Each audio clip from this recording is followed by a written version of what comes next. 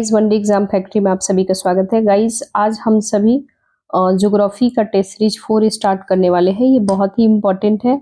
ये वैसे तो ये सभी एग्जाम के लिए बेटर है, बट ये जो स्पेशली बनाया गया है बीपीएससी के लिए, जो जो होने वाला है 13 दिसंबर 2024 को होने वाला है, उस एग्जाम के लिए बहुत ही इम्पोर्टेंट है। तो ज़्यादा हम आप सभी का टाइम किल नहीं करेंगे। देखो वैसे ज्योग्राफी तो हर मतलब कोई भी एग्जाम हो, कोई भी एग्जाम के लिए, जैसे कि UPSC, BPSC, JPSC, RPSC, UP PCS, UP दरोगा, यूपी पुलिस, या फिर बिहार दरोगा, बिहार पुलिस, एसएससी वगैरह हो गया, बैंकिंग हो गया, ये सभी के लिए स्टैटिक एक पोर्शन है, तो हर चीज में आता है। बट ज्यादा हम लोग टाइम किल नहीं करेंगे, देने स्टार्ट करते हैं। क्वेश्चन नंबर 1 कह रहा है भारत और पाकिस्तान के बीच, ठीक है, भारत और पाकिस्तान के बीच सीमा का सीमांकन किस रेखा द्वारा किया गया था। ठीक है, तो ये बताना है भारत और पाकिस्तान के बीच सीमा का सीमांकन किस रेखा द्वारा किया गया था। तो पहला है डुरंड रेखा, दूसरा में कह रहा है मैकमोहन रेखा, सी में कह रहा है मैगिनॉट रेखा, चौथा में कह रहा है रेड क्लिफ रेखा। तो आपको बताना है कौन सा आंसर सही हो जाएगा। तो देखो इसका आंसर जो है रेड क्लिफ रेखा हो जाएगा, यानी कि ऑप्शन डी नंबर हो जाएगा। ठीक है, तो देखो ये जो है रेड क्लिफ रेखा, इसे सर सिरिल, ठीक है, सर सिरिल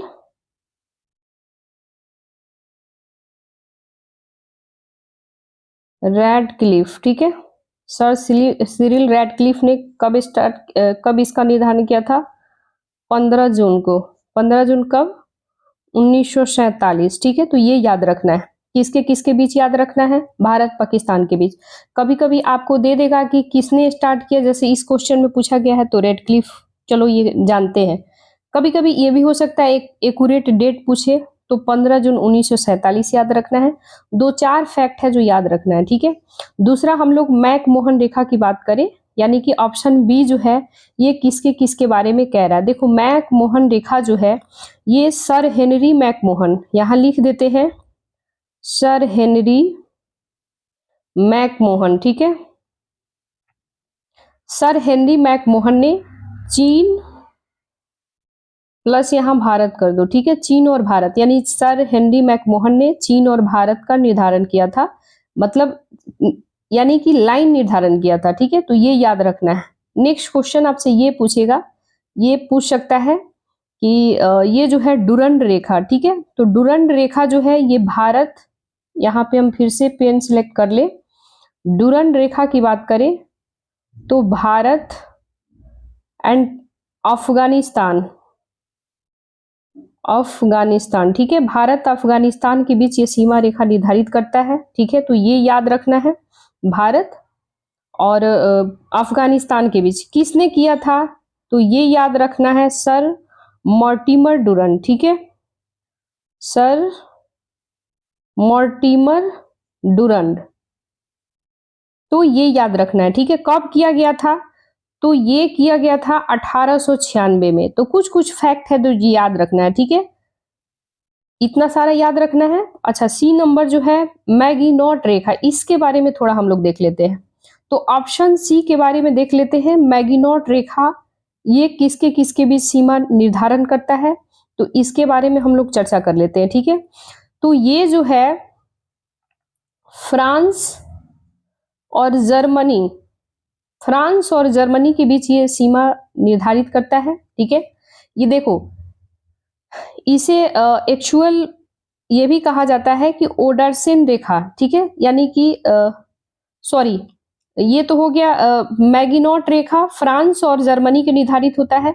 एक और आपके बीच क्वेश्चन पूछ लेता है ओडरसन रेखा, कहीं कहीं ऐसे लिखेगा ओडरसन लाइन, LINE, ठीक है, तो ये हो जाएगा जर्मनी और पोलैंड के बीच। ठीक है, तो ये हो जाएगा जर्मनी प्लस यहां लिखो पोलैंड। तो इतना सारा फैक्ट आपको याद रखना है, ये बार बार रिपीट होता है क्वेश्चन, मतलब बहुत ही इंपॉर्टेंट क्वेश्चन है। तो चलिए ज्यादा हम टाइम किल नहीं करेंगे, देन नेक्स्ट क्वेश्चन हम लोग स्टार्ट करते हैं। नेक्स्ट क्वेश्चन कह रहा है नंगा पर्वत कहाँ स्थित है। ठीक है, तो देखो नंगा पर्वत कहाँ स्थित है, तो ये है आपको जम्मू कश्मीर में, ठीक है। कहाँ पे है? जम्मू कश्मीर में, ठीक है। नंगा पर्वत जो है हिमालय पर्वत श्रृंखला के सुदूर पश्चिमी भाग में है, यानी कि इस वाला पोर्शन में। ये जो हो गया आपका हिमालय वाला, तो ये वाला पश्चिम का जो एरिया है, यहाँ पे ऐसे मान लो कि ये हो गया जम्मू कश्मीर, ठीक है। ये लद्दाख वाला पोर्शन हो गया और ये हो जाएगा J&K। तो यहाँ वाला जो पोर्शन है पश्चिम के साइड जाता है, ये इस साइड में स्थित है और यह दुनिया की 9वीं सबसे ऊंची चोटी है, यानी कि 9th नंबर की हाइट में इसका आता है, ठीक है। तो ये याद रखना है। नेक्स्ट क्वेश्चन याद रखना है, यानी कि इसका अगर हाइट पूछे तो 9th नंबर के है, कितने इसका ऊंचाई है यानी हाइट है, तो 8126 किलोमीटर, ठीक है। ये याद रखना है। दूसरा याद कैसे रखना है, याद करने का ट्रिक मैं बता दूं। देखो, न से नंगा पर्वत, ठीक है, न से 9th नंबर, यानी कि वर्ल्ड की बातें करें तो न 9th नंबर में आता है पूरे वर्ल्ड में। ऊंचाई की बातें करें तो 8126 मीटर, ठीक है। तो आपको देखो 81 जो है ना, 8126, जरूरी नहीं है सबको 8125 8123 ऐसे देगा। तो 9 गुने 9, 9 9 81, तो 81 ऐसे, या मैंने जैसे याद करी है मैंने वैसे बता रही हूँ। 9 9 81, तो लगभग 81 के समथिंग पहुंच जाओगे ना, तो बाकी आपका आंसर टिक हो जाएगा। दूसरा याद रखना है नंगा पर्वत जम्मू कश्मीर, जो आपको याद नहीं होता है तो उसे रटना पड़ेगा, ठीक है। तो देखो नंगा पर्वत, यानी कि नंगा पर्वत मैंने जो याद करी है, क्योंकि जम्मू कश्मीर में एक्चुअली नंगे पैर चलना बड़ा मुश्किल होता है, क्योंकि वो पहाड़ी इलाका है, मतलब बर्फीला इलाका है यूं बोलो तो, ठीक है। तो आपको नंगा पर्वत ऐसे रिलेट करके याद रखना है। 9th नंबर का है, ये याद रखना है, वर्ल्ड में 9th नंबर में आता है इसका 8181 ऐसे याद कर लेना है, यानी 8126 मीटर है। इसे एक चीज और कहा जाता है, हत्यारा पर्वत, ठीक है, यानी कि हत्यारा पर्वत के नाम से भी जाना जाता है। तो इतना सारा फैक्ट आपको याद रखना है। चलो नेक्स्ट क्वेश्चन हम लोग चलते हैं। नेक्स्ट क्वेश्चन है 3 नंबर, ठीक है। कुल्लू घाटी किन पर्वत श्रृंखला के बीच स्थित है? कुल्लू घाटी के बारे में हम लोग बात कर लेते हैं। तो ये जो है कुल्लू घाटी धौलाधर और पीर पंजाल श्रेणियों के बीच स्थित है, तो ऑप्शन ए हो जाएगा, ठीक है। देखो जो बर्मा वाला रीजन है, यानी कि म्यांमार का ये जो है आपका, ये जो हो गया ऐसे करके है थोड़ा, ये अरुणाचल प्रदेश वाला है, अरुणाचल प्रदेश। और यहाँ वाला जो पोर्शन आता है ना बर्मा, यानी कि इसको कहते हैं म्यांमार, म्यांमार, ठीक है।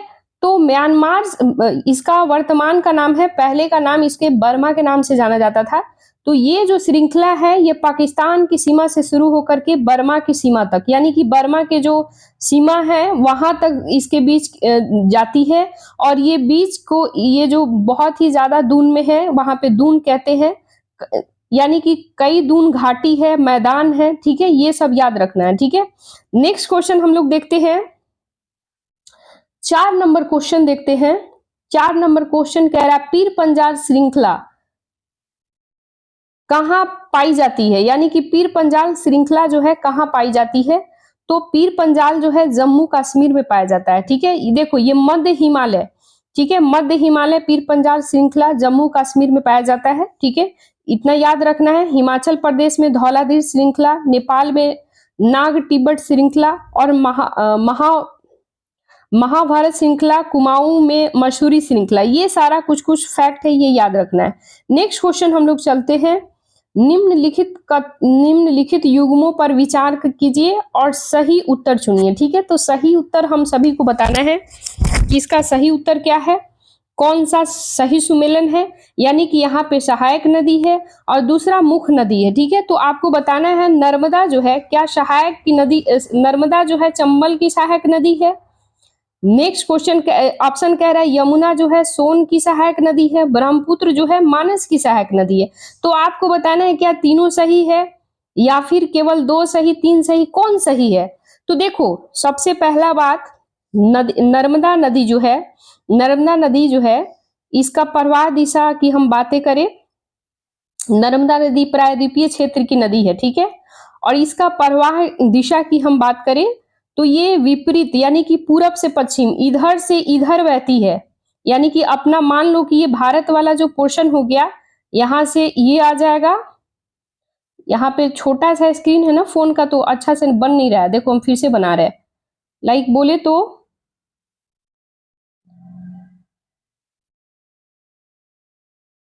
ऐसे मान लो, ऐसे कर लो। सपोज अच्छा बना नहीं है, बट फिर भी ऐसे एक्चुअली ये मार्कर से ना उतना फ्रेश बन भी नहीं पाता है। तो सपोज करो कि ये हो गया, ये हो गया ईस्ट, ये हो गया वेस्ट।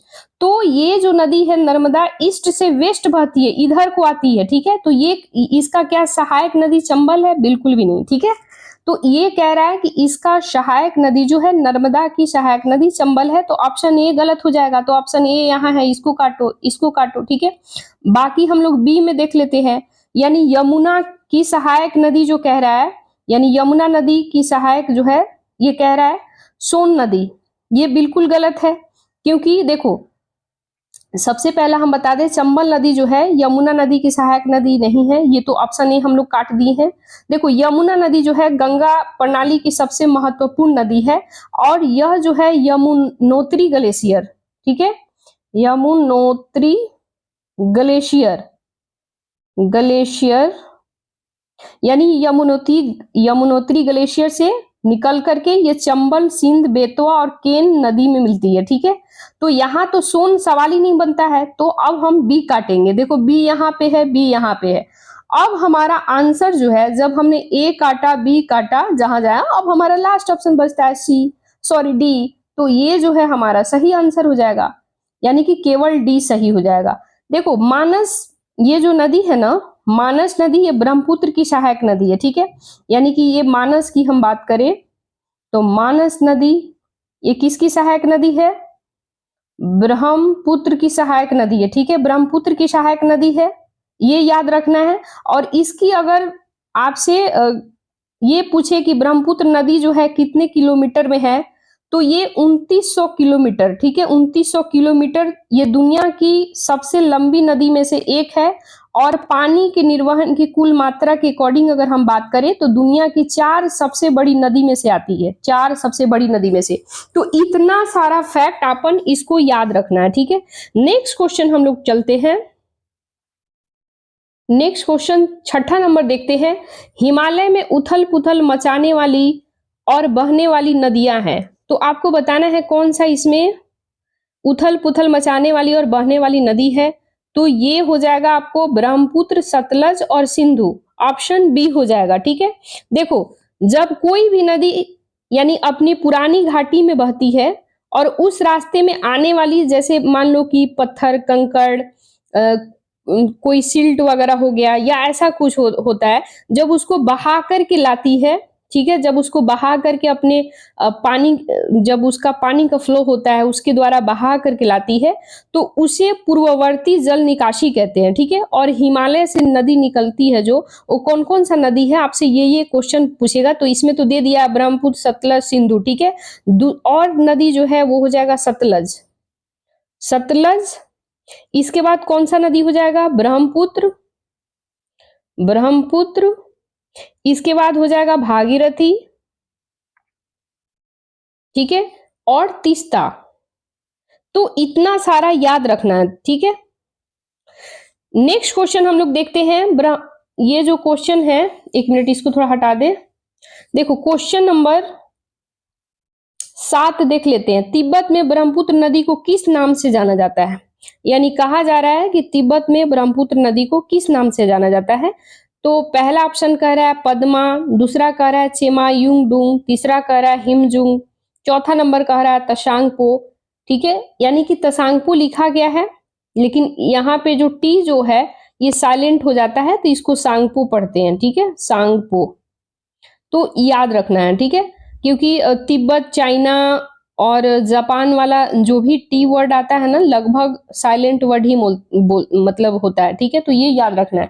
अब आपसे पूछ रहा है कि तिब्बत में ब्रह्मपुत्र नदी को किस नाम से जानते हैं, तो शांगपो के नाम से जानते हैं, यानी कि तशांगपो यहाँ लिखा हुआ है, क्योंकि टी का हिंदी यहाँ पे है ना, तो ऑलरेडी लिख दिया गया है। वैसे शांगपो कहीं कहीं लिखेगा, ऐसे शांगपो लिखेगा, ठीक है, तो वो भी चलेगा, ठीक है।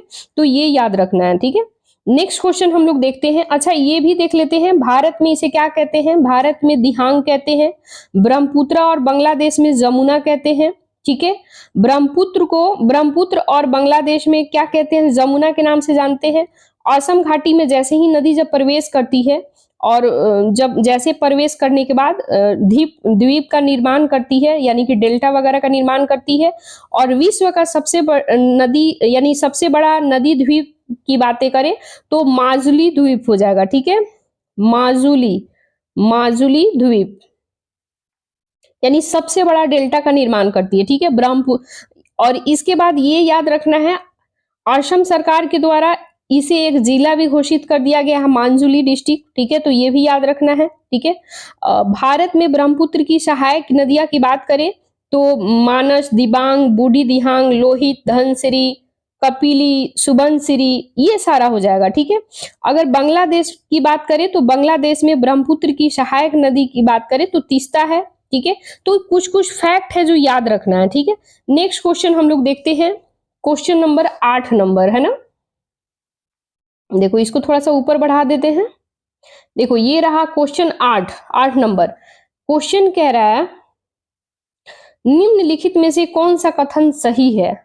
तो सही बताना है। ठीक है, पृथ्वी की पर्वतीय प्राकृतिक में भूंगर है।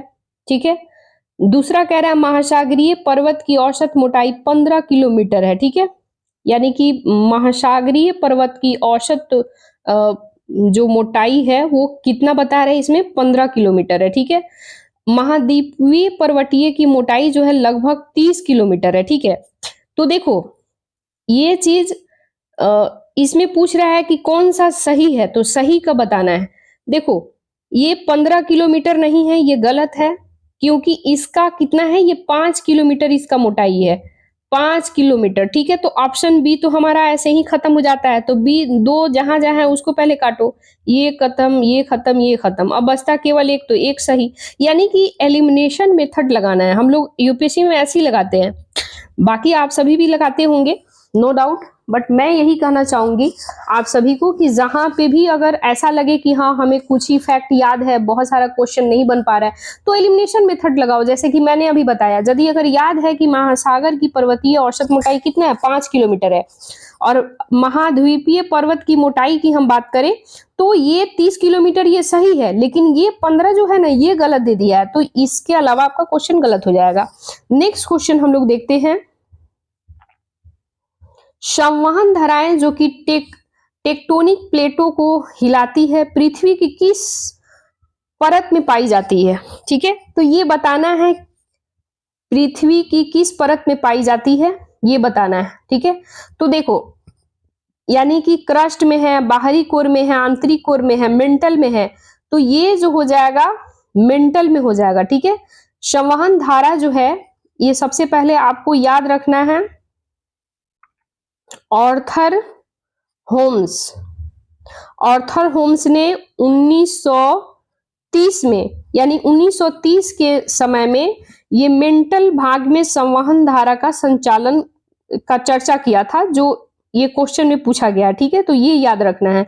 और ये मेंटल में मतलब टेक्टोनिक प्लेट जो है मेंटल वगैरह में इसके यानी कि हिलती है। देखो अगर हम ज्योग्राफी की बात करें ना, तो देखो क्रस्ट है, मेंटल है, तो इसमें अगर बात करें तो इसका बहुत ही ज्यादा लंबा चैप्टर है। मेंटल में क्या क्या पाया जाता है, क्रस्ट में क्या क्या पाया जाता है, भूकंप का निर्माण कैसे होता है, क्या पर्वत निर्माण कैसे होता है, मतलब बहुत सारा चीजें इसके कंसेप्ट है। तो यहाँ पे तो एमसीक्यू हम करा रहे हैं, अगर ज्योग्राफी पढ़ाने बैठे तो पता चला कि इतना लंबा चैप्टर है ना कि आप समझ रहे 3-4 घंटा इसी में सिर्फ मेंटल और क्रस्ट, बाहरी कोर, आंतरिक कोर, ज्वालामुखी है ना, वोल्केनो जो होता है, वोल्केनो में भी बहुत तरह का होता है, तो क्लास बहुत ज्यादा लंबा निकल जाएगा। तो यहाँ अभी हम पढ़ाएंगे नहीं, क्योंकि उसके लिए अलग से स्पेशल क्लास लिया जाएगा ज्योग्राफी का, तब समझ में आएगा कि क्रस्ट क्या है, मेंटल क्या है, क्या क्या होता है। ठीक है,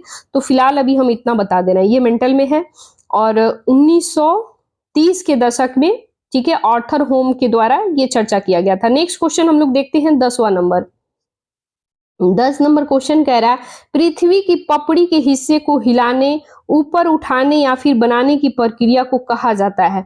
यानी कि कह रहा है पृथ्वी की जो पपड़ी होती है उसको उस हिस्से को हिलाने, ऊपर उठाने या बनाने की प्रक्रिया को क्या कहा जाता है? ठीक है, तो ये आपको बताना है। अनाच्छादन कहा जाता है, ज्वालामुखी कहा जाता है, डायस्ट्रोफिज्म कहा जाता है, अपक्षय कहा जाता है। तो ये आपको बताना है, ठीक है। तो इसका सही जो आंसर है ये आपको बताना है। थोड़ा सा हम लोग ऑप्शन देख ले कि ऑप्शन स्टेटमेंट में तो नहीं बना है। देखो स्टेटमेंट में नहीं है, डायरेक्ट वन लाइनर टाइप में दे दिया है। तो इसका जो आंसर हो जाएगा ऑप्शन सी हो जाएगा, डायस्ट्रोफिज्म हो जाएगा। ठीक है, देखो पृथ्वी की जो पपड़ी होती है, कुछ हिस्सा की हम बात करें तो हिलाने या ऊपर उठाने की बातें कर रहा है इसमें, ये डिस्ट्रोफिज्म के अंतर्गत आता है। ठीक है, जैसे कि कार्बनिक प्रक्रिया होता है जिसमें बहुत सारा गंभीर तरह के बहुत सारे पर्वत वगैरह हो गया, उस पर्वत के माध्यम से निर्माण वगैरह होता है पृथ्वी की सतह, यानी कि संकीर्ण बेल्ट वगैरह इसमें बहुत सारा डिस्ट्रैक्ट हो जाते हैं, उसके ऊपर इफेक्ट पड़ता है। तो ये सारा ज्योग्राफी का कंसेप्ट है एंड इसमें बहुत टाइम लगेगा। लाइक बोले तो 1 मिनट 2 मिनट समझाने की चीज नहीं है, क्योंकि जब तक अगर हम 1-2 मिनट में समझा भी देते हैं तो समझ में नहीं आएगा जब तक कि आप पूरा उसका कहते हैं ना कि ज्योग्राफी जो है आपको कंसेप्ट पूरा क्लियर करना पड़ेगा तब जाके समझ में आएगा। तो फिलहाल हम लोग इतना समझते क्वेश्चन कर रहे हैं, इसका आंसर सी हो जाएगा। नेक्स्ट क्वेश्चन है,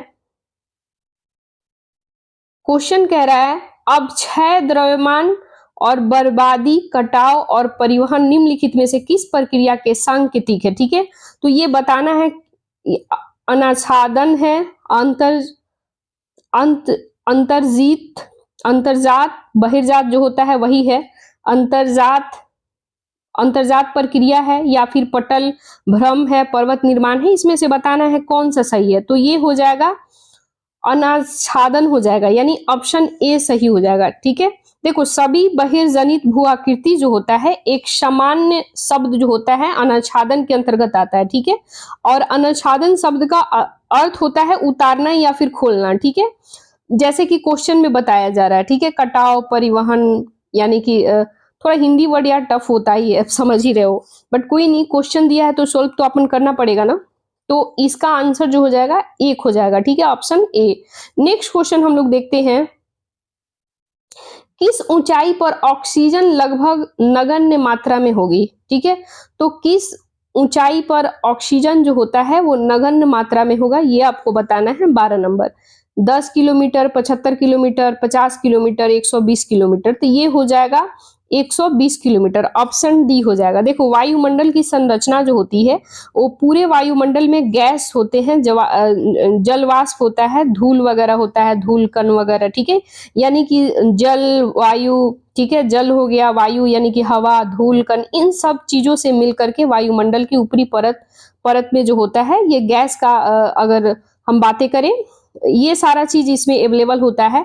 और जैसे जैसे हम ऊंचाई पर जाते हैं, तो ये क्वेश्चन आपसे कह रहा है कि कौन सी गैस दूसरे स्थान पर है, सॉरी किस ऊंचाई पर ऑक्सीजन लगभग नगण्य होती है। तो जैसे जैसे हम ऊपर की ओर जाते हैं वैसे वैसे हमें ऑक्सीजन की मात्रा कम मिलती है। ठीक है, तो ये याद रखना है। अच्छा, एक चीज और हम लोग बातें कर लेगी, इसमें सबसे ज्यादा क्या होता है, देखो हवा वगैरह, ये है ना, हवा वगैरह में सबसे ज्यादा नाइट्रोजन पाया जाता है। नाइट्रोजन यहां लिख देते हैं, नाइट्रोजन, इसमें अप्रोक्स बता देते हैं 78% अप्रोक्स पाया जाता है। सेकंड नंबर पे ऑक्सीजन, जिस ऑक्सीजन की हम लोग बात कर रहे हैं ये सेकंड नंबर पे आता है, यहाँ सेकंड नंबर लिख देते हैं। ऑक्सीजन कितना रहता है, 21% के समथिंग रहता है। इसके बाद आता है ऑर्गन, ठीक है, ऑर्गन, ठीक है, तो ये होता है थर्ड नंबर पे, तो ये थर्ड नंबर पे होता है। फिर आता है फोर्थ नंबर पे कार्बन डाइऑक्साइड। ठीक है,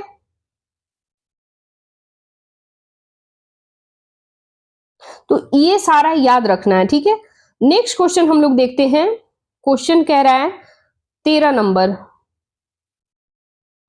पृथ्वी के वायुमंडल में प्रचुरता के संबंध में निम्नलिखित में से कौन सी गैस दूसरे स्थान पर है? देखो जस्ट अभी हम लोग चर्चा भी कर लिए, क्वेश्चन भी आ गया आपका, दूसरे स्थान पे पूछ रहा है। तो दूसरे स्थान पे तो जस्ट अभी हम बताए हैं कि सबसे ज्यादा नाइट्रोजन है, इसके बाद ऑक्सीजन है, ऑर्गन है, ठीक है, इसके बाद कार्बन डाइऑक्साइड है। तो सबसे ये कौन सा आंसर हो जाएगा, दूसरे नंबर, तो ऑक्सीजन हो जाएगा, ऑप्शन ए हो जाएगा। ऑलरेडी चर्चा कर लिए, इस पे चर्चा करने की जरूरत भी नहीं है मुझे लगता है।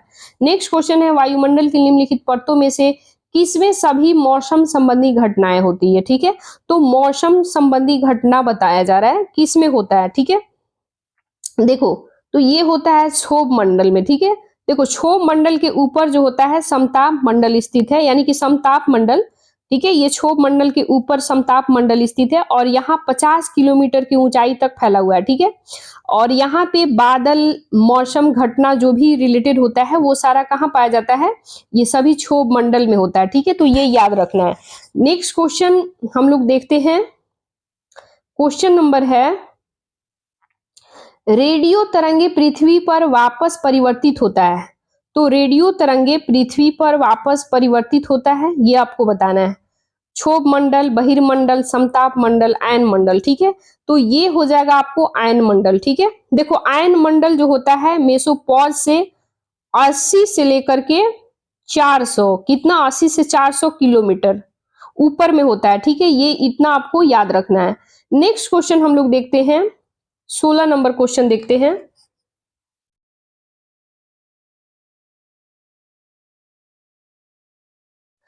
तापमान के बारे में निम्नलिखित में से कौन सा कथन सही है, यानी कि आपको टेम्परेचर से रिलेटेड क्वेश्चन पूछ रहा है। ठीक है, तो ये आपको बताना है कौन सा सही है। पहला क्वेश्चन कह रहा है समताप मंडल में ऊंचाई के साथ तापमान घटता है। दूसरा नंबर कह रहा है कि समताप मंडल में अलग अलग ऊंचाई पर तापमान स्थिर रहता है। तीसरा नंबर कह रहा है क्षोभ मंडल में ऊंचाई के साथ तापमान 6.5 डिग्री सेल्सियस प्रति किलोमीटर की औसत दर घटता है। डी नंबर कह रहा है क्षोभ मंडल की ऊंचाई के साथ तापमान जो होता है 6.4 डिग्री सेल्सियस प्रति किलोमीटर की औसत दर बढ़ता है। तो आपको बताना है इसका सही आंसर क्या हो जाएगा। ठीक है, तो देखो इसका सही आंसर सी हो जाएगा, क्योंकि क्षोभ मंडल में ऊंचाई के साथ साथ तापमान जो होता है टेम्परेचर 6.5 डिग्री सेल्सियस किलोमीटर की दर से घटते रहता है। ठीक है, ये याद रखना है। तो देखो इतना सारा चीज अभी जस्ट हम लोग क्षोभ मंडल के बारे में पढ़े थे कि यहाँ पे मौसमी घटना होती है, मौसमी घटना होती है, लाइक बोले तो बारिश वगैरह। ठीक है, ये सारा चीज आपको याद रखना है। नेक्स्ट क्वेश्चन हम लोग देखते हैं, 17 नंबर क्वेश्चन हम लोग देखते हैं, थोड़ा ऊपर कर दे।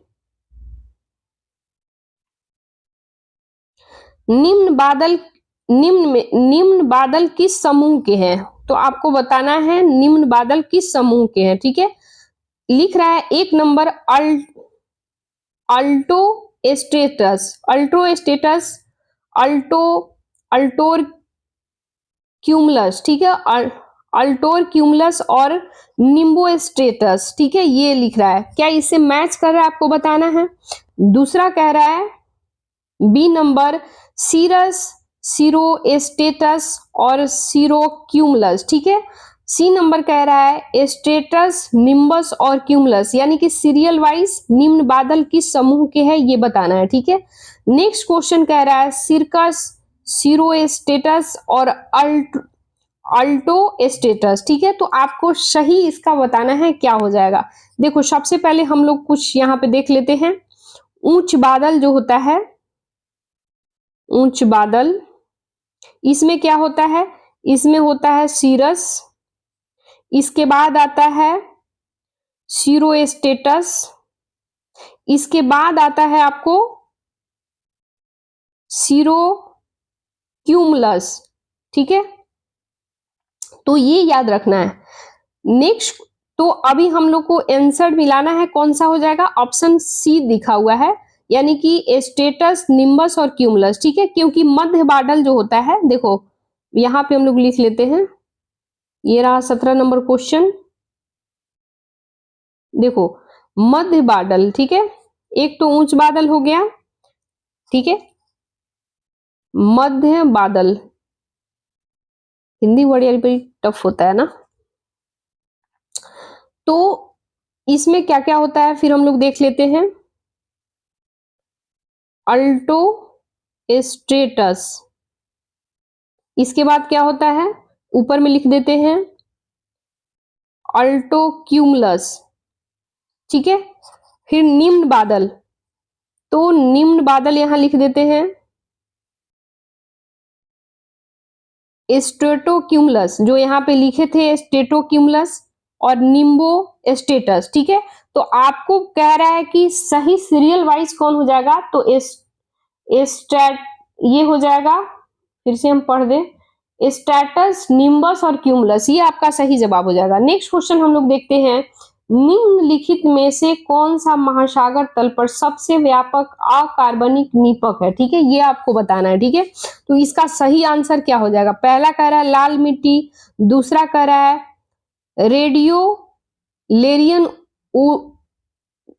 ऊज, फिर कह रहा है सी में ज्वालामुखी धूल, और डी नंबर कह रहा है कैलकेरियस ऊज, ठीक है। तो आपको सही उत्तर बताना है कौन सा हो जाएगा। देखो लाल मिट्टी जो होता है ना, ये सबसे व्यापक रूप से फैला हुआ है, ठीक है। तो इसमें क्या होता है, पेलाजिक जमा होता है, और यह समुद्र तल की बातें करें तो 38% जो हिस्सा होता है इसको कवर करता है, यानी 38% हिस्सा को कवर करता है।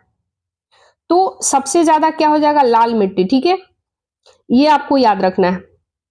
अच्छा, लाल मिट्टी जो होता है ये प्रशांत महासागर के आधे से ज्यादा हिस्सों को कवर करता है, तो ये एक फैक्ट है, याद रखना है। यानी कि प्रशांत महासागर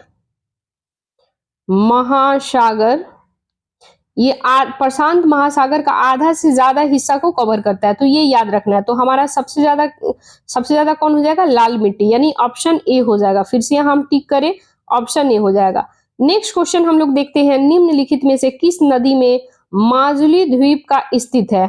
जस्ट अभी हम लोग चर्चा भी किए थे ऊपर में माजुली द्वीप के बारे में, ठीक है, कि ये असम में लाइक बोले तो जस्ट अभी हम लोग ऊपर में चर्चा किए थे ना कि माजुली द्वीप जो है ये बहुत डेल्टा का निर्माण करता है, पूरे विश्व में सबसे ज्यादा जो है ये बंगाल की खाड़ी में, बंगाल की खाड़ी कह रहे हैं, ब्रह्मपुत्रा नदी जो है, इससे रिलेटेड हम लोग जस्ट अभी पूरा फैक्ट हम लोग पूरा देखे थे, ठीक है। तो माजुली द्वीप स्थित है, कहाँ पे स्थित है आपको ये बताना है, ठीक है।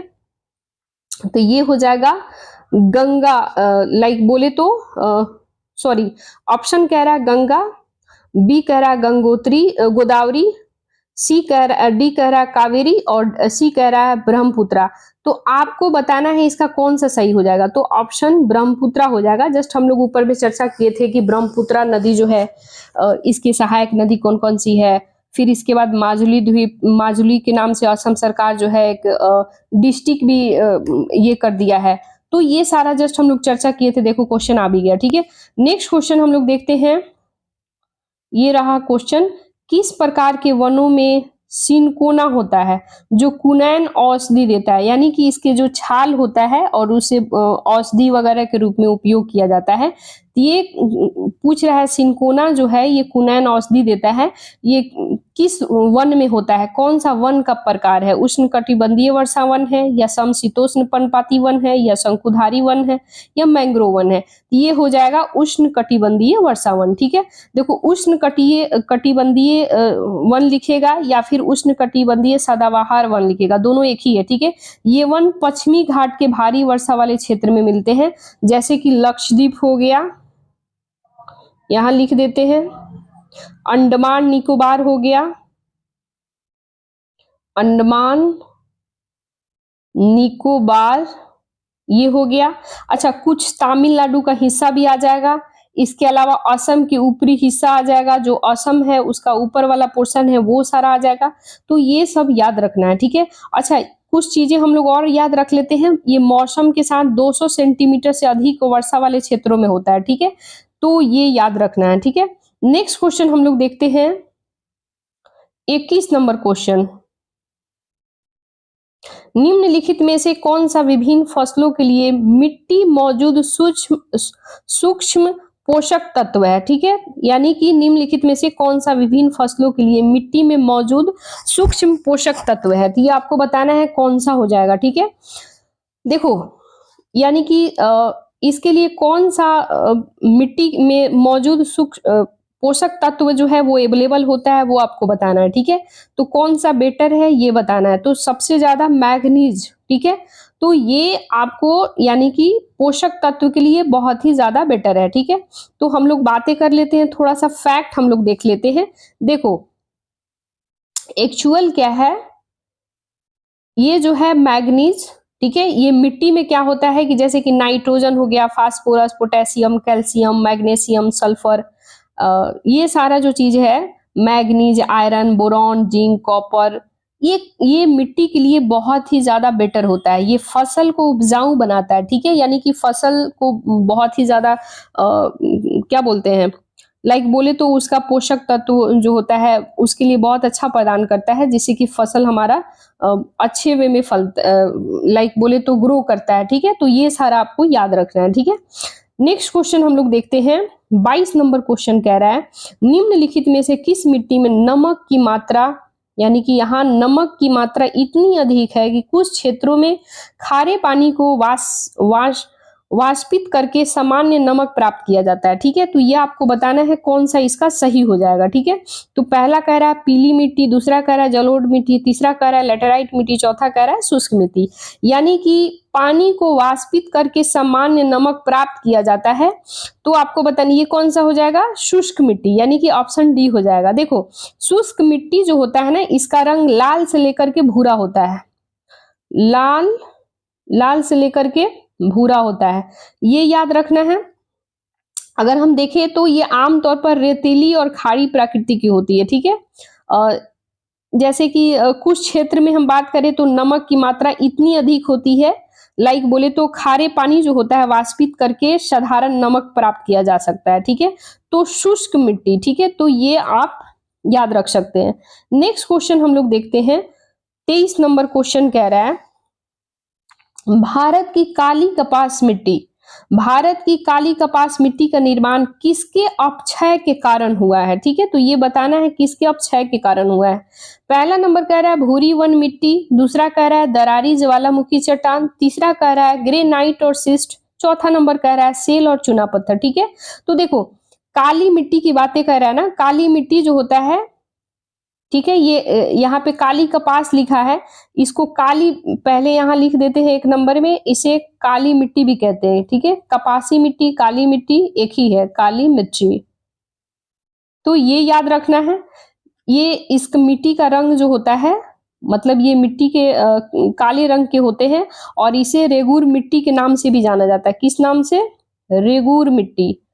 कहीं कहीं रेगूर मिट्टी लिखेगा, काला मिट्टी लिखेगा, कपासी मिट्टी लिखेगा, सब एक ही को कहते हैं। ठीक है, तो कपास उगाने के लिए बहुत ही ज्यादा ये मिट्टी जो होता है उपजाऊ होता है, और इसीलिए इसको कपासी मिट्टी के नाम से जाना जाता है। अच्छा, कुछ चीज आपको याद रखना है, वैसे मैं बता दे रही हूँ बट फिर भी आप लोग बताइएगा कि सबसे ज्यादा कहाँ कहाँ इंडिया में पाया जाता है। ठीक है, तो सबसे ज्यादा महाराष्ट्र, ठीक है, यानी कि एम लिख देते हैं महाराष्ट्र, गुजरात, ठीक है, गुजरात के जो सौराष्ट्र वाला क्षेत्र है, इसके बाद मध्य प्रदेश, छत्तीसगढ़, ये सारे जगहों पे पाया जाता है। ठीक है, तो ये याद रखना। नेक्स्ट क्वेश्चन हम लोग देखते हैं, 24 नंबर क्वेश्चन, भारत की काली कपास मिट्टी का निर्माण किसके अपक्षय के कारण हुआ है। तो ये आपको बताना है कि किसके अपक्षय के कारण हुआ है, ये आपको बताना है। ठीक है, ये तो हम लोग जस्ट बात किए हैं ना, दरारी ज्वालामुखी चट्टान, जस्ट अभी हम बात किए, हम लोग 24 नंबर देखना है ना, ये तो जस्ट अभी हम लोग बात किए हैं दरारी ज्वालामुखी चट्टान, ऑप्शन इसका 23 का बी हो जाएगा। जो हम काली मिट्टी की बात कर रहे थे, महाराष्ट्र में सबसे ज्यादा पाया जाता है, इसके बाद गुजरात, इसके बाद मध्य प्रदेश, छत्तीसगढ़, इन सभी जगहों में जस्ट अभी हम लोग चर्चा किए हैं। 24 नंबर देखते हैं, निम्नलिखित में से कौन सी नदी नमचा बरवा में यू टर्न, यानी कि ऐसे यू आकार के, ठीक है, यू टर्न लेती है और भारत में प्रवेश करती है। ठीक है, तो ये बताना है कौन सी नदी है भाई, गंगा है, तीस्ता है, बराक है, ब्रह्मपुत्र है, तो आपको बताना है कौन सा नदी है। ठीक है, देखो ये नदी जो हो जाएगा, यानी कि यू टर्न लेती है और फिर यू आकार बनाती है, तो ये नदी हो जाएगा तीस्ता नदी, ऑप्शन बी हो जाएगा। देखो तीस्ता नदी जो है, ये ब्रह्मपुत्र नदी प्रणाली, ब्रह्मपुत्र तिब्बत में मानसरोवर झील के पूर्व में जैसे हम बात करें तो सिंधु सतलज के उद्गम के बहुत ही करीब से निकलता है, और सिंधु से थोड़ा लंबा मतलब दूरी तय करता है और अधिकांश मार्ग जो है भारत से बाहर है, ठीक है, हिमालय के समानांतर पूर्व की ओर बढ़ता है, ठीक है। नामचा बरवा की बात करें हम लोग, कुछ फैक्ट देख लेते हैं, तो 7700 समथिंग, यानी कि 7700, कहीं कहीं 57-58 लिखेगा, कहीं 7700 समथिंग लिखेगा, तो आप अप्रोक्स याद रख सकते हैं 77, 7750, ठीक है, 7750 के समथिंग आप याद रख सकते हैं, ठीक है। तो कहीं 57-58 जो भी देगा ऑप्शन के अकॉर्डिंग आप लोग चूज कर लेना, ठीक है। और ये क्या करती है, यू आकार का टर्न लेती है, ठीक है। और एक जैसे ये यू आकार के टर्न, यानी कि टर्न लेने के बाद से अरुणाचल प्रदेश भारत में प्रवेश करती है और यहाँ इसे दिहांग नाम से जाना जाता है और इसे दिबांग, लोहित, इसका बहुत सारी सहायक नदियां हैं जो असम में ब्रह्मपुत्र में यानी कि ब्रह्मपुत्र बनाती है, ठीक है। ब्रह्मपुत्र की हम बातें करें तो ब्रह्मपुत्र को तिब्बत में शांगपो कहते हैं, बांग्लादेश में जमुना कहते हैं, जो हम लोग ऊपर में चर्चा भी किए थे।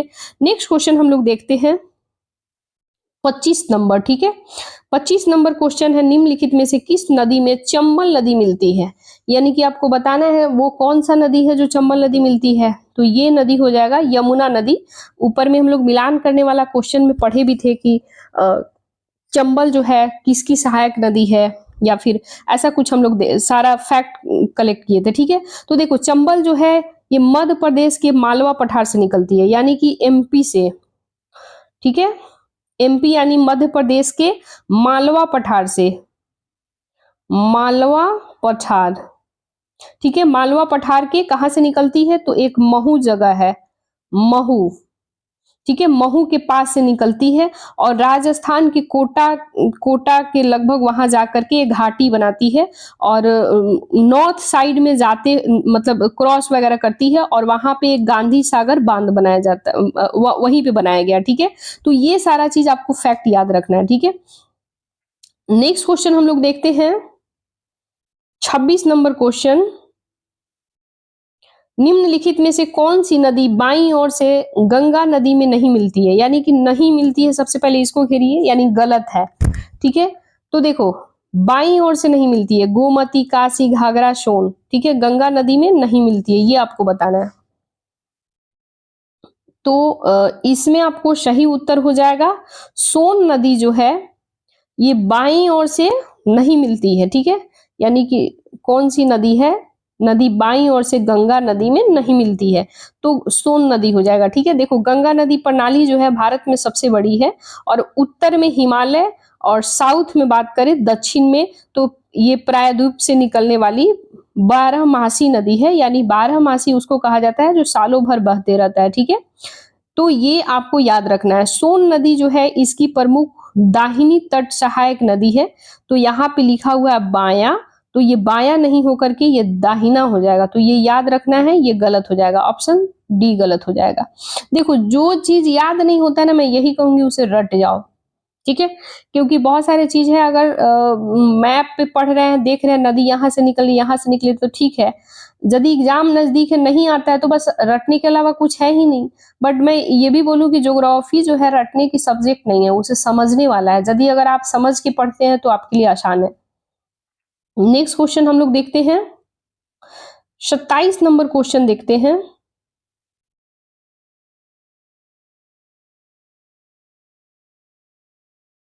शारदा नदी उत्तर प्रदेश के उत्तरी मैदान में बहती है और मैदानों में प्रवेश करने से पहले शारदा को किस नाम से जाना जाता है, तो शारदा को काली नदी के नाम से जाना जाता है, काली गंगा, ठीक है। मैदान मिलती है और छपरा में गंगा में मिल जाती है, तो इतना फैक्ट याद रखना है। फरक्का में गंगा का पानी निम्नलिखित में से किस देश के साथ साझा करती है, ठीक है, तो ये बांग्लादेश के साथ साझा करती है, ये याद रखना है, ठीक है। नेक्स्ट क्वेश्चन हम लोग देखते हैं,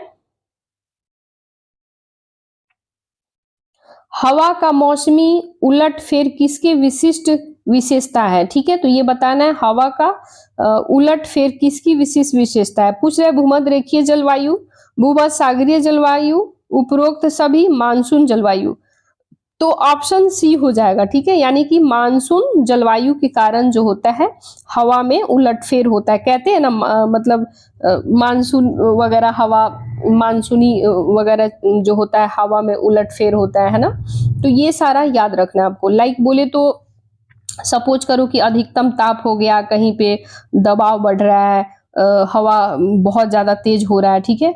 तो उन सब क्षेत्रों में क्या होता है, लाइक बोले तो स्थानांतरण के कारण बन जाता है और मौसम में परिवर्तन आने लगता है। फिर पैटर्न बदलाव हो जाता है, कहीं पे देखो तो बारिश हो रहा है, तो कहीं धूप हो रहा है, तो कहीं मानसून में लाइक बोले तो चेंजेज आ जाता है, ठीक है? तो ये सारा आपको देखना पड़ेगा, ठीक है? नेक्स्ट क्वेश्चन है, उस महत्वपूर्ण तापमान को दर्शाने के लिए किस शब्द का उपयोग किया जाता है जिस पर हवा वाष्प से संतृप्त हो जाती है, जिसके नीचे सघन शुरू होने की संभावना होती है? तो आपका यानी कि क्वेश्चन 30 नंबर कह रहा है, इसमें क्या आंसर हो जाएगा? सघन बिंदु, वाष्पीकरण बिंदु, ओश बिंदु, क्रांतिक तापमान बिंदु, कौन सा हो जाएगा? ये हो जाएगा ओश बिंदु, ठीक है? ये याद रखना है। नेक्स्ट क्वेश्चन है, अरब सागर में बंगाल की खाड़ी की तुलना में अधिक लवणता दर्ज की जाती है, क्योंकि? तो ये बताना है क्यों बंगाल की खाड़ी में, सॉरी वेट, अरब सागर में बंगाल की खाड़ी की तुलना में अधिक लवणता दर्ज की जाती है, ये बताना है, ठीक है? तो देखो, पहला नंबर कह रहा है अरब सागर में वाष्पीकरण की दर अधिक और ताजे पानी का प्रवाह कम हो जाता है। अरब सागर में उथल पानी होता है, उथला पानी। तीसरा नंबर कह रहा है अरब सागर में अधिक संलग्न भूमि होता है। चौथा नंबर कह रहा है अरब सागर में अधिक वर्षा होता है। तो आपको सही उत्तर चुनना है, तो ये हो जाएगा अरब सागर में वाष्पीकरण की दर जो होती है अधिक और जो ताजे पानी की प्रवाह होती है वो क्या होती है, कम हो जाती है। देखो, बंगाल की खाड़ी में नदी के पानी के प्रवाह के कारण लवणता कम होने लगता है, ठीक है? और इसके विपरीत जो है अरब सागर में उच्च वाष्प हो जाता है, जिससे ताजा पानी की प्रवाह जो होता है काफी मतलब लो लेवल पे आ जाता है। तो इससे अरब सागर में वाष्पीकरण की दर जो होता है अधिक और ताजा पानी जो है वो कम होने लगता है। तो ऑप्शन आपका ए सही हो जाएगा। नेक्स्ट क्वेश्चन हम लोग देखते हैं,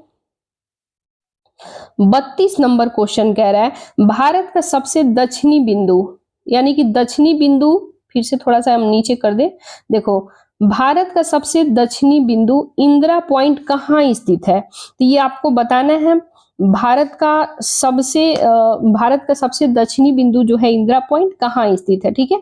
तो ये ग्रेट निकोबार में स्थित है, ठीक है? तो ऑप्शन सी हो जाएगा। देखो, भारत का सबसे दक्षिणतम बिंदु जो है ये अंडमान निकोबार द्वीप समूह के बड़े निकोबार द्वीप में स्थित है और इंदिरा पॉइंट है, जिसे कि पिगमेलियन पॉइंट भी कहीं कहीं लिखा रहता है, पाइगमेलियन लिखा रहेगा, कहीं कहीं पिगमेलियन पॉइंट लिखा रहेगा, ठीक है?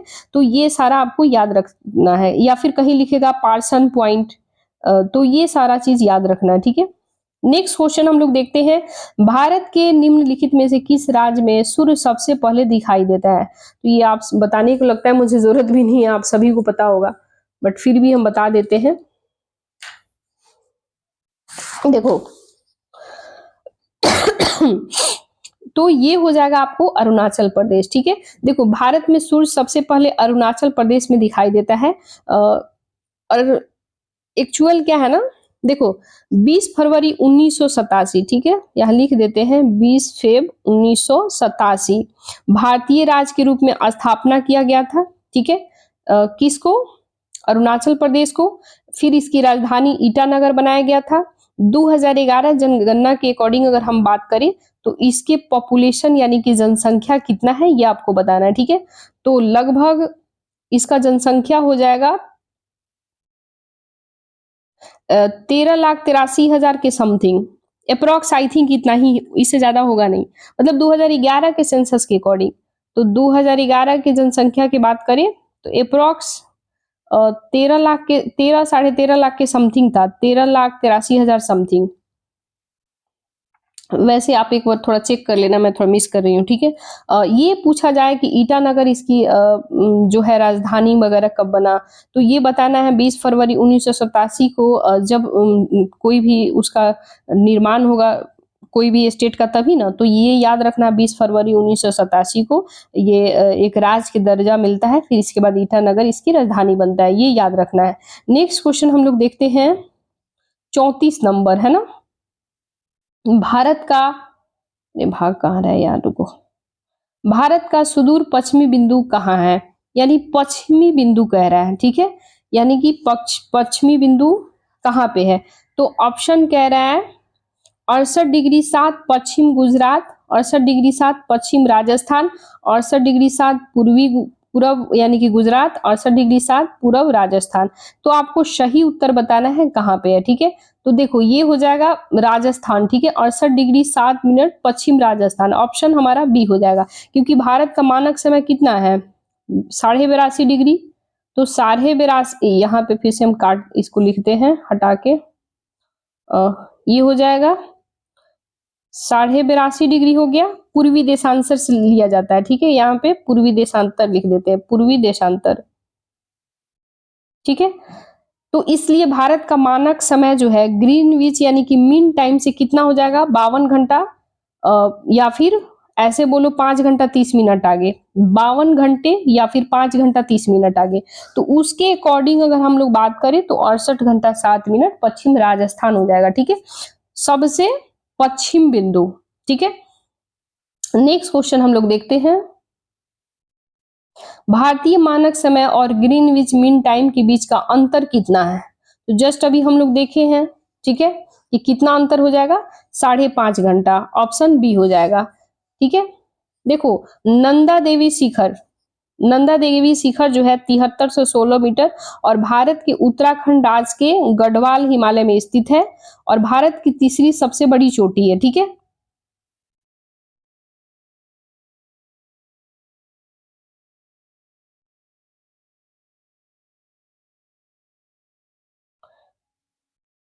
ये तो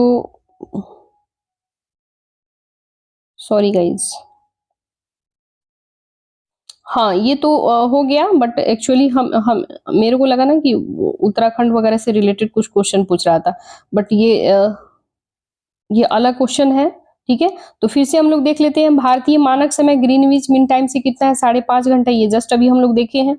इसके बाद हम लोग देखते हैं मैक मोहन रेखा, क्वेश्चन पूछ रहा है, मैक मोहन रेखा शिमला समझौते के हिस्से के रूप में ब्रिटेन और तिब्बत द्वारा सहमत एक रेखा है, ये संधि कब किया गया था। तो ये बताना है ये संधि कब किया गया था, शिमला समझौता 1914 में, ठीक है। तो ये याद रखना है, जो उस समय के तत्कालीन जो ब्रिटिश सरकार थे और भारत तिब्बत के बीच शिमला समझौता होता है और 1937 में एक सर्वे ऑफ इंडिया के नक्शा के द्वारा ये मैकमोहन रेखा भारतीय सीमा रेखा के रूप में डिवाइडेशन वगैरह से रिलेटेड ये बात किया जा रहा है उस समय।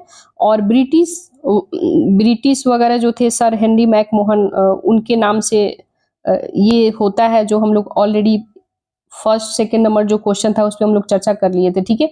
ये ब्रिटिश सरकार के क्या थे, विदेश सचिव थे और रेड क्लिफ रेखा जो है 1947 में भारत पाकिस्तान को डिवाइडेशन करता है। ऑलरेडी हम लोग चर्चा कर लिए हैं, डुरन रेखा भी हम लोग पाकिस्तान अफगानिस्तान भारत ये सब हम लोग चर्चा कर लिए हैं। नेक्स्ट क्वेश्चन देखते हैं, नंदा देवी शिखर कहाँ स्थित है, तो ये उत्तराखंड में स्थित है। नेक्स्ट क्वेश्चन है, निम्नलिखित में से सही क्रम चुनिए, यानी कि सही बताना है, पर्वतों का श्रृंखला कौन कौन सा सही हो जाएगा, ठीक है। तो Godwin Austen, Kanchenjunga, mount Everest, दूसरा कह रहा है नंदा देवी, गॉडविन ऑस्टिन, कंचनजंगा, तीसरा कह रहा है माउंट एवरेस्ट, गॉडविन ऑस्टिन और कंचनजंगा, थर्ड नंबर कह रहा है गॉडविन ऑस्टिन, माउंट एवरेस्ट और कंचनजंगा। तो सीरियल नंबर बताना है अपन, यानी कि सही इसका बताना है, ठीक है। तो ये हो जाएगा नंदा देवी, नंदा देवी, फिर इसके बाद हो जाएगा आपको, यानी कि नंदा देवी, फिर हो जाएगा गॉडविन ऑस्टिन,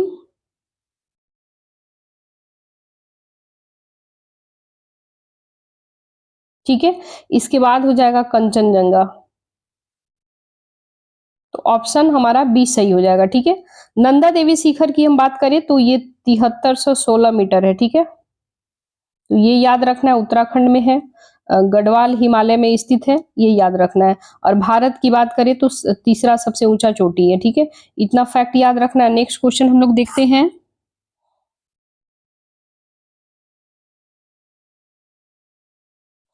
हिमालय की चोटी कंचनजंगा कहाँ स्थित है, ठीक है।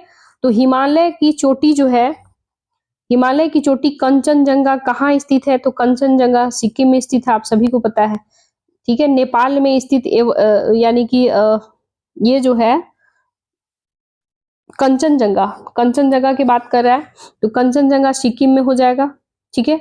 तो ये याद रखना है कहाँ पे है, और सिक्किम के उत्तर पश्चिम भाग में है, यानी कि लगभग नेपाल के सीमा पर स्थित है, यानी कि नेपाल के सीमा उसे टच करता है, ठीक है। तो उसके सीमा पर स्थित है, ठीक है। कंचनजंगा विश्व के कितने नंबर के ऊंचे पर्वत है, तो तीसरा याद रखना है, यानी कि थर्ड, पूरे वर्ल्ड में पूछे तो, ठीक है, वर्ल्ड का थर्ड नंबर पे आता है, ठीक है। नेक्स्ट क्वेश्चन हम लोग देखते हैं, कश्मीर घाटी किन दो पर्वत श्रृंखला के बीच स्थित है, कश्मीर घाटी पूछा जा रहा है, तो ये महान हिमालय और पीर पंजाल के बीच स्थित है, ठीक है। नेक्स्ट क्वेश्चन हम लोग देखते हैं, थोड़ा सा ऊपर कर ले, निम्नलिखित में से कौन सा हिमालय पर्वत श्रृंखला का पूर्व से पश्चिम तक सही क्रम है, तो सही पूरब से पश्चिम बताना है, सही इसका क्या है, तो वो हो जाएगा कंचनजंगा, जस्ट अभी हम लोग ऊपर देखे भी हैं। फिर एवरेस्ट हो जाएगा, अन्नपूर्णा, धौलागिरी, ठीक है। तो ये हो जाएगा, देखो पूरब से पश्चिम ये सारा हो जाएगा कंचनजंगा, एवरेस्ट, अन्नपूर्णा, फिर धौलागिरी, कंचनजंगा, ये हो जाएगा। कंचनजंगा जो है दुनिया की तीसरी सबसे ऊंची चोटी है, ठीक है। कंचनजंगा जो है हिमालय की बात करें तो पूरब से तीस्ता नदी और पश्चिम में हम बात करें तो ताकुर नदी के बीच स्थित है, ठीक है। एवरेस्ट जो है चोटी, ये दुनिया की सबसे ऊंची चोटी है और यह नेपाल और तिब्बत की सीमा पर स्थित है। ऊंचाई की बात करें तो 8848 मीटर है, ठीक है। यानी एवरेस्ट की ऊंचाई कितनी है, 8848, समथिंग आगे कुछ होगा, बट अप्रोक्स हम लोगों ने ऐसे ही याद करा है ताकि क्वेश्चन गलत नहीं हो, 8848 मीटर के समथिंग, ठीक है। नेक्स्ट क्वेश्चन है, हिमालय का अर्थ है, यानी कि हिमालय का अर्थ क्या है ये बताना है। हिमालय का अर्थ क्या होता है ये बताना है, ठीक है। तो ऑप्शन क्या हो जाएगा, महान हिमालय, मध्य हिमालय, शिवालिक, ट्रांस हिमालय, ठीक है। थोड़ा सा हम लोग इसका ये देख लेते हैं, अच्छा पेयर में नहीं पूछा है ना, ठीक है। तो हिमालय का अर्थ इसमें बताना है क्या है, तो ये हो जाएगा मध्य हिमालय, ठीक है। देखो मध्य हिमालय का मतलब होता है भूगर्भ, यानी कि इसकी बात करें, भूगर्भ स्थितियों की बात करें, भूगर्भ इसका जो स्थिति के अनुसार हिमालय, वहां पहले क्या होता था, तेथिस नामक एक समुद्र, यानी कि तेथिस सागर हुआ करता था, ठीक है।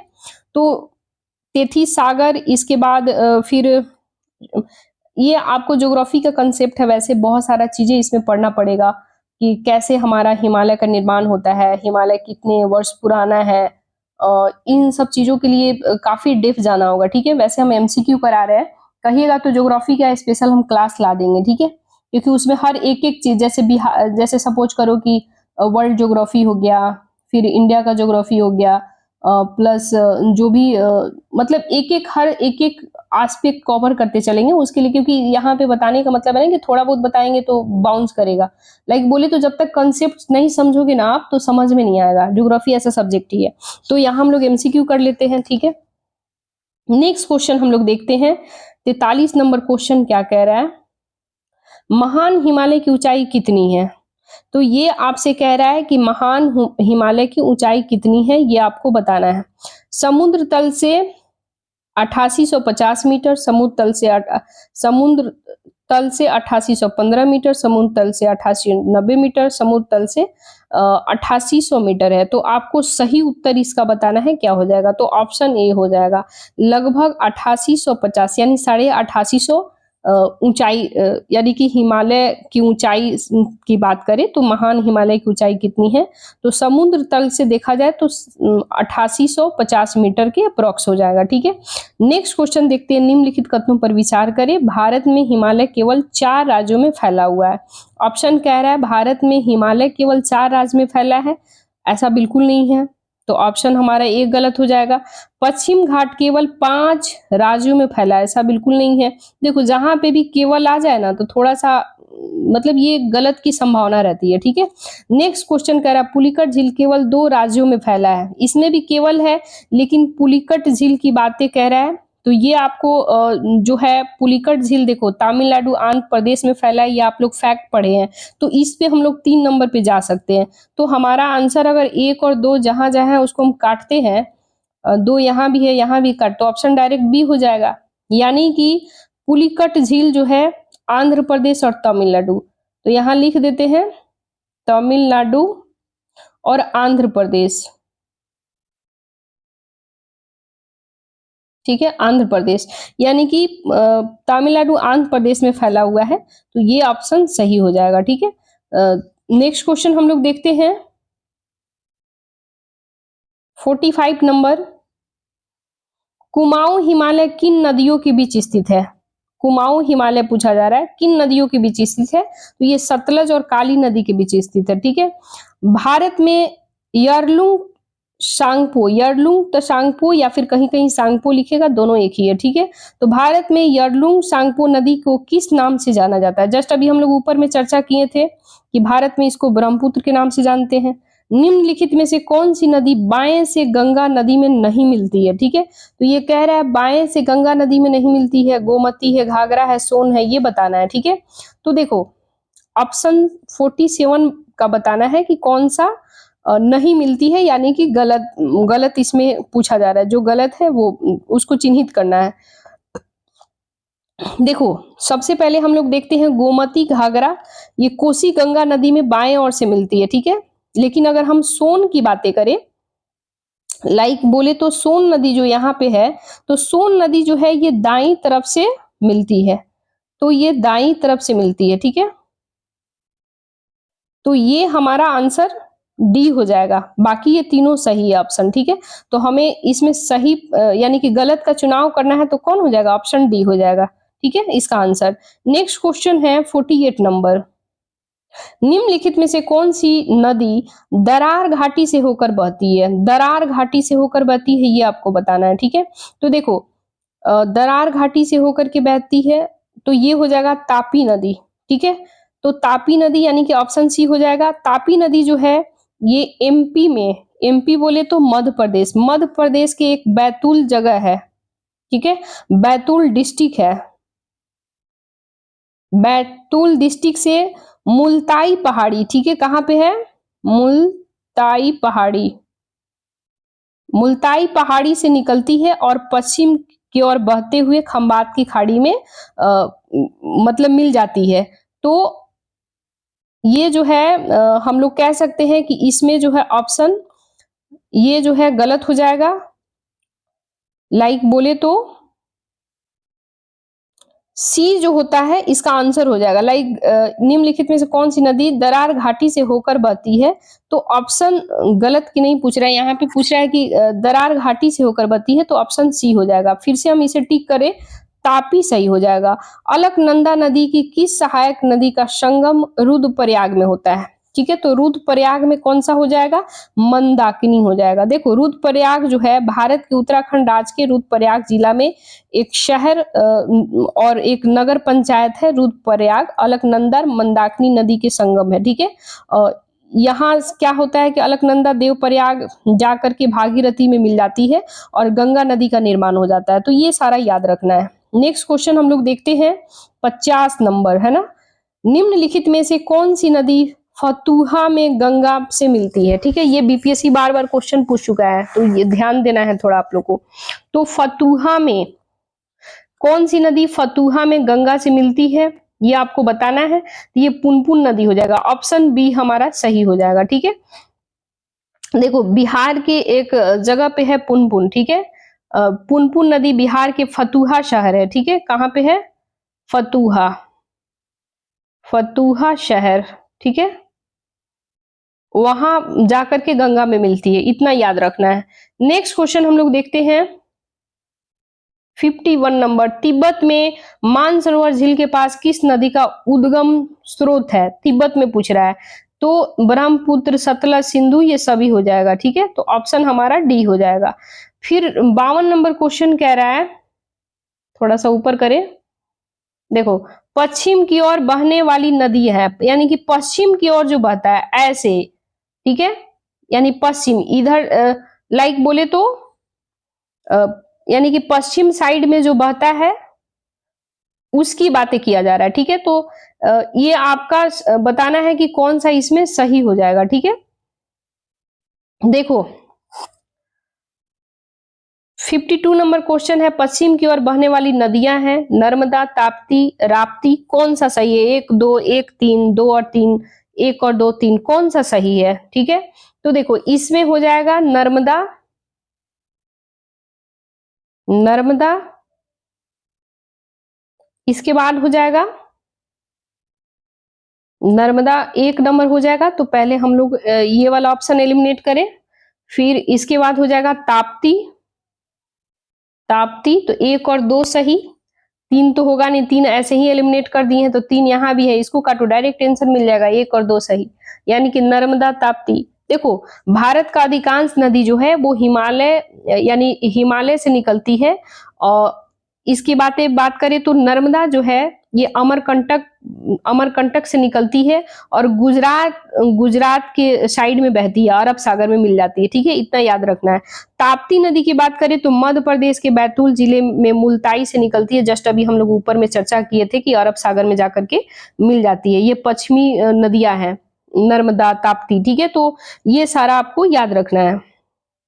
नेक्स्ट क्वेश्चन हम लोग देखते हैं, 53 नंबर क्वेश्चन है, निम्नलिखित में से कौन सी नदी बंगाल की खाड़ी में नहीं गिरती है? अच्छा थोड़ा ऊपर हम लोग करके देख ले, क्या इसका स्टेटमेंट बेस तो नहीं है, नहीं तो पता चले क्वेश्चन ही गलत हो जाएगा। हाँ नहीं, गलत नहीं, ठीक है, स्टेटमेंट बेस नहीं है, direct line one liner type में दिया हुआ है। देखो निम्नलिखित में से कौन सी नदी बंगाल की खाड़ी में नहीं गिरती है, यानी कि नहीं का बताना है, ठीक है। तो ये हो जाएगा, देखो अभी हम लोग जस्ट बात किए हैं महानदी, ठीक है, इसके बाद महानदी की बात की, सॉरी महानदी की बात नहीं की, महानदी, नर्मदा, ये जो है ये सब कहाँ पे गिरती है? अरब सागर में, ठीक है। तो हमें बताना है कि कौन सा गलत हो जाएगा, ठीक है। तो ये हो जाएगा कौन सी नदी बंगाल की खाड़ी में नहीं गिरती है, तो ये हो जाएगा ताप्ती, क्योंकि जस्ट अभी हम लोग देखे हैं नर्मदा, ताप्ती, महानदी, ठीक है, ये सारा हम लोग देखे हैं। महानदी, एक मिनट,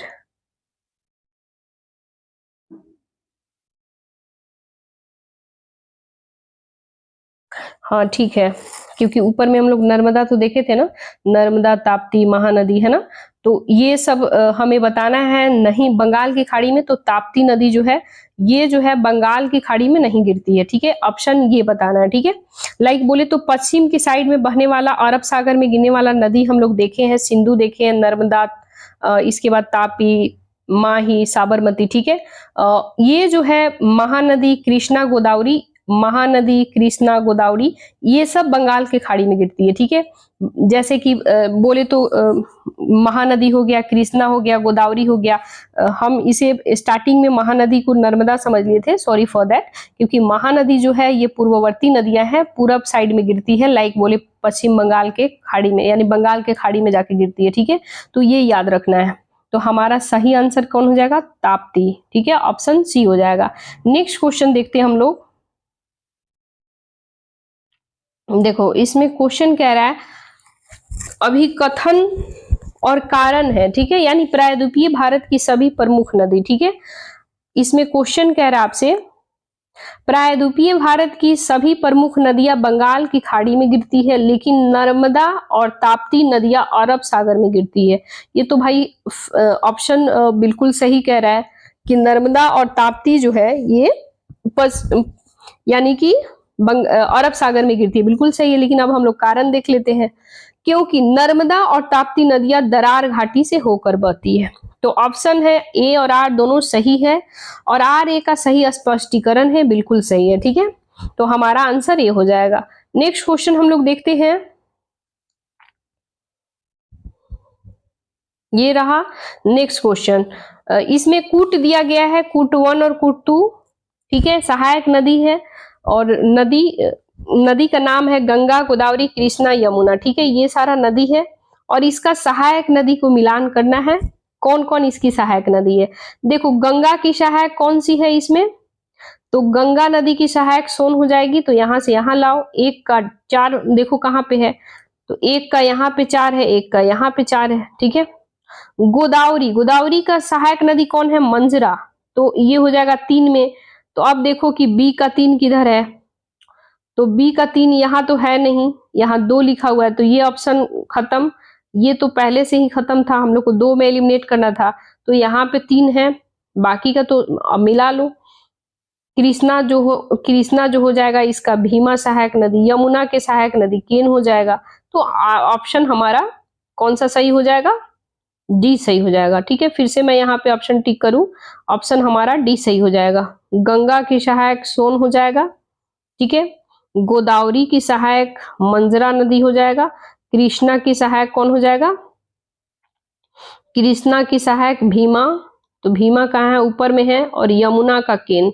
तो इतना आपका सही हो जाएगा। नेक्स्ट क्वेश्चन हम लोग देखते हैं, तमिलनाडु और आंध्र प्रदेश के तट का नाम है, यानी कि जो तमिलनाडु है और आंध्र प्रदेश, सबसे पहले आप देखो तमिलनाडु किधर है, ये वाला जो गुजरात का पोर्शन आता है, फिर यहां से ऐसे जाता है नीचे वाला पोर्शन, ठीक है। तो यहां से यहां तक तो केरला हो गया, ये हो गया तमिलनाडु, यहां से आंध्र प्रदेश जाता है। तो आपको ये वाला जो पोर्शन के बारे में पूछ रहा है, इस तट को हम क्या कहते हैं, ठीक है। तो ये तट आपको बताना है इसको क्या कहते हैं, ठीक है। यानी कि तमिलनाडु और आंध्र प्रदेश के तट को किस नाम से जानते हैं, ये आपको बताना है, ठीक है। तो इसको कोरोमंडल तट बोलते हैं, यानी कि ये जो तट है, फिर से हम मैप बना दें, देखो ये हो गया गुजरात, यहां से ऐसे से निकलेगा, फिर यहां से ऐसे, तो यहाँ तो गुजरात हो जाएगा, ये महाराष्ट्र हो जाएगा, ठीक है। यहाँ पे गोवा हो जाएगा, ये कर्नाटका हो जाएगा, फिर यहाँ से हो जाएगा, सॉरी यहाँ पे ये आपका गुजरात हो गया, यहाँ पे महाराष्ट्र हो गया, फिर यहाँ गोवा हो जाएगा, कर्नाटका हो जाएगा, नीचे में केरल हो जाएगा, केरल से जस्ट सटे यहाँ पे हो जाएगा, यहाँ से बीचे बीच से यहाँ तमिलनाडु हो जाएगा, यहाँ पे आंध्र प्रदेश हो जाएगा। तो ये वाला पोर्शन के बारे में पूछ रहा है, इसको कौन सा मंडल बोलते हैं? कोरोमंडल बोलते हैं, मालाबार बोलते हैं, कोंकण बोलते हैं।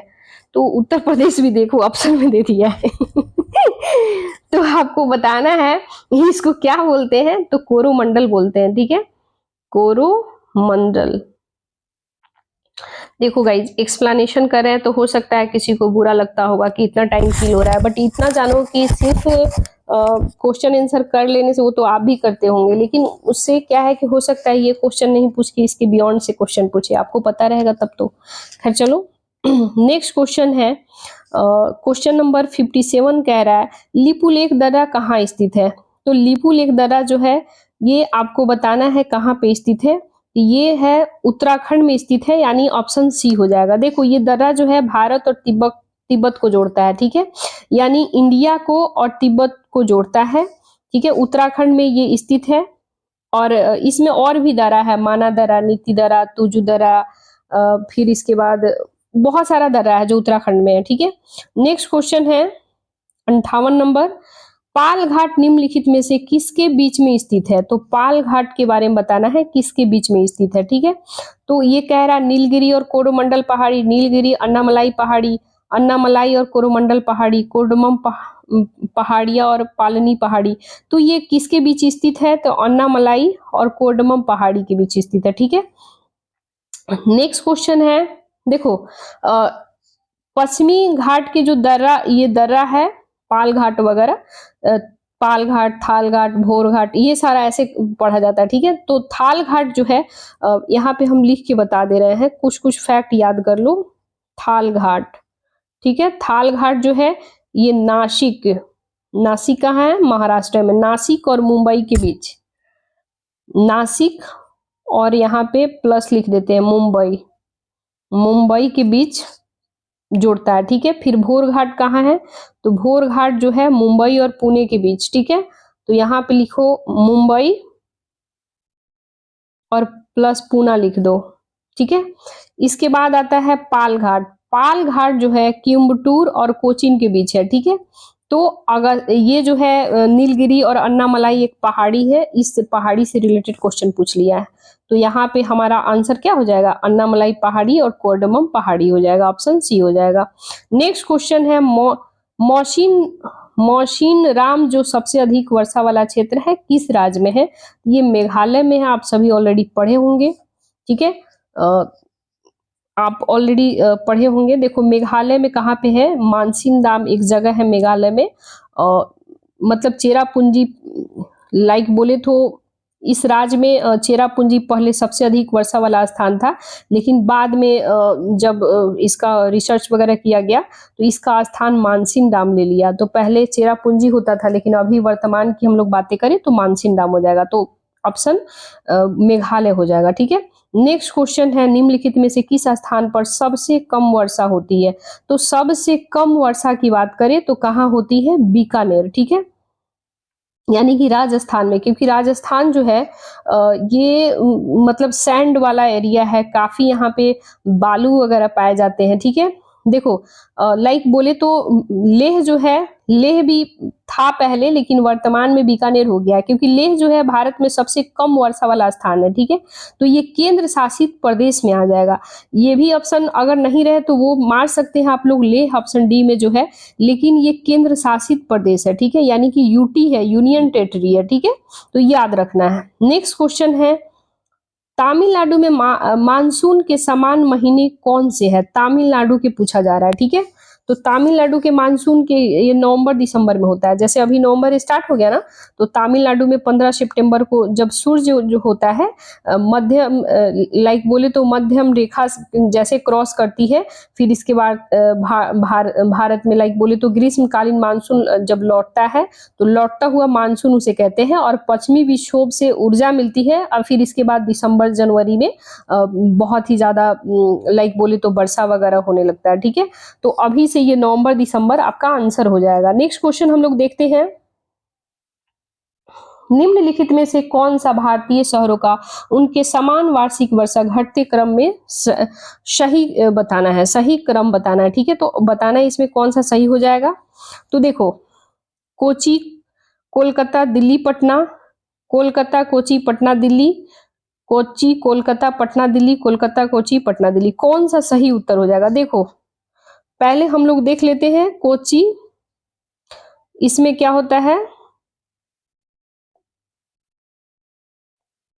250 सेंटीमीटर, सीएम लिख देते हैं। ठीक है, से 200 सेंटीमीटर वार्षिक वर्षा होता है। ठीक है, यानी वर्षा के बारे में बात कर रहा है, वर्षा। ठीक है, इसके बाद हम लोग देखते हैं कोलकाता, तो यहां पे लिखते हैं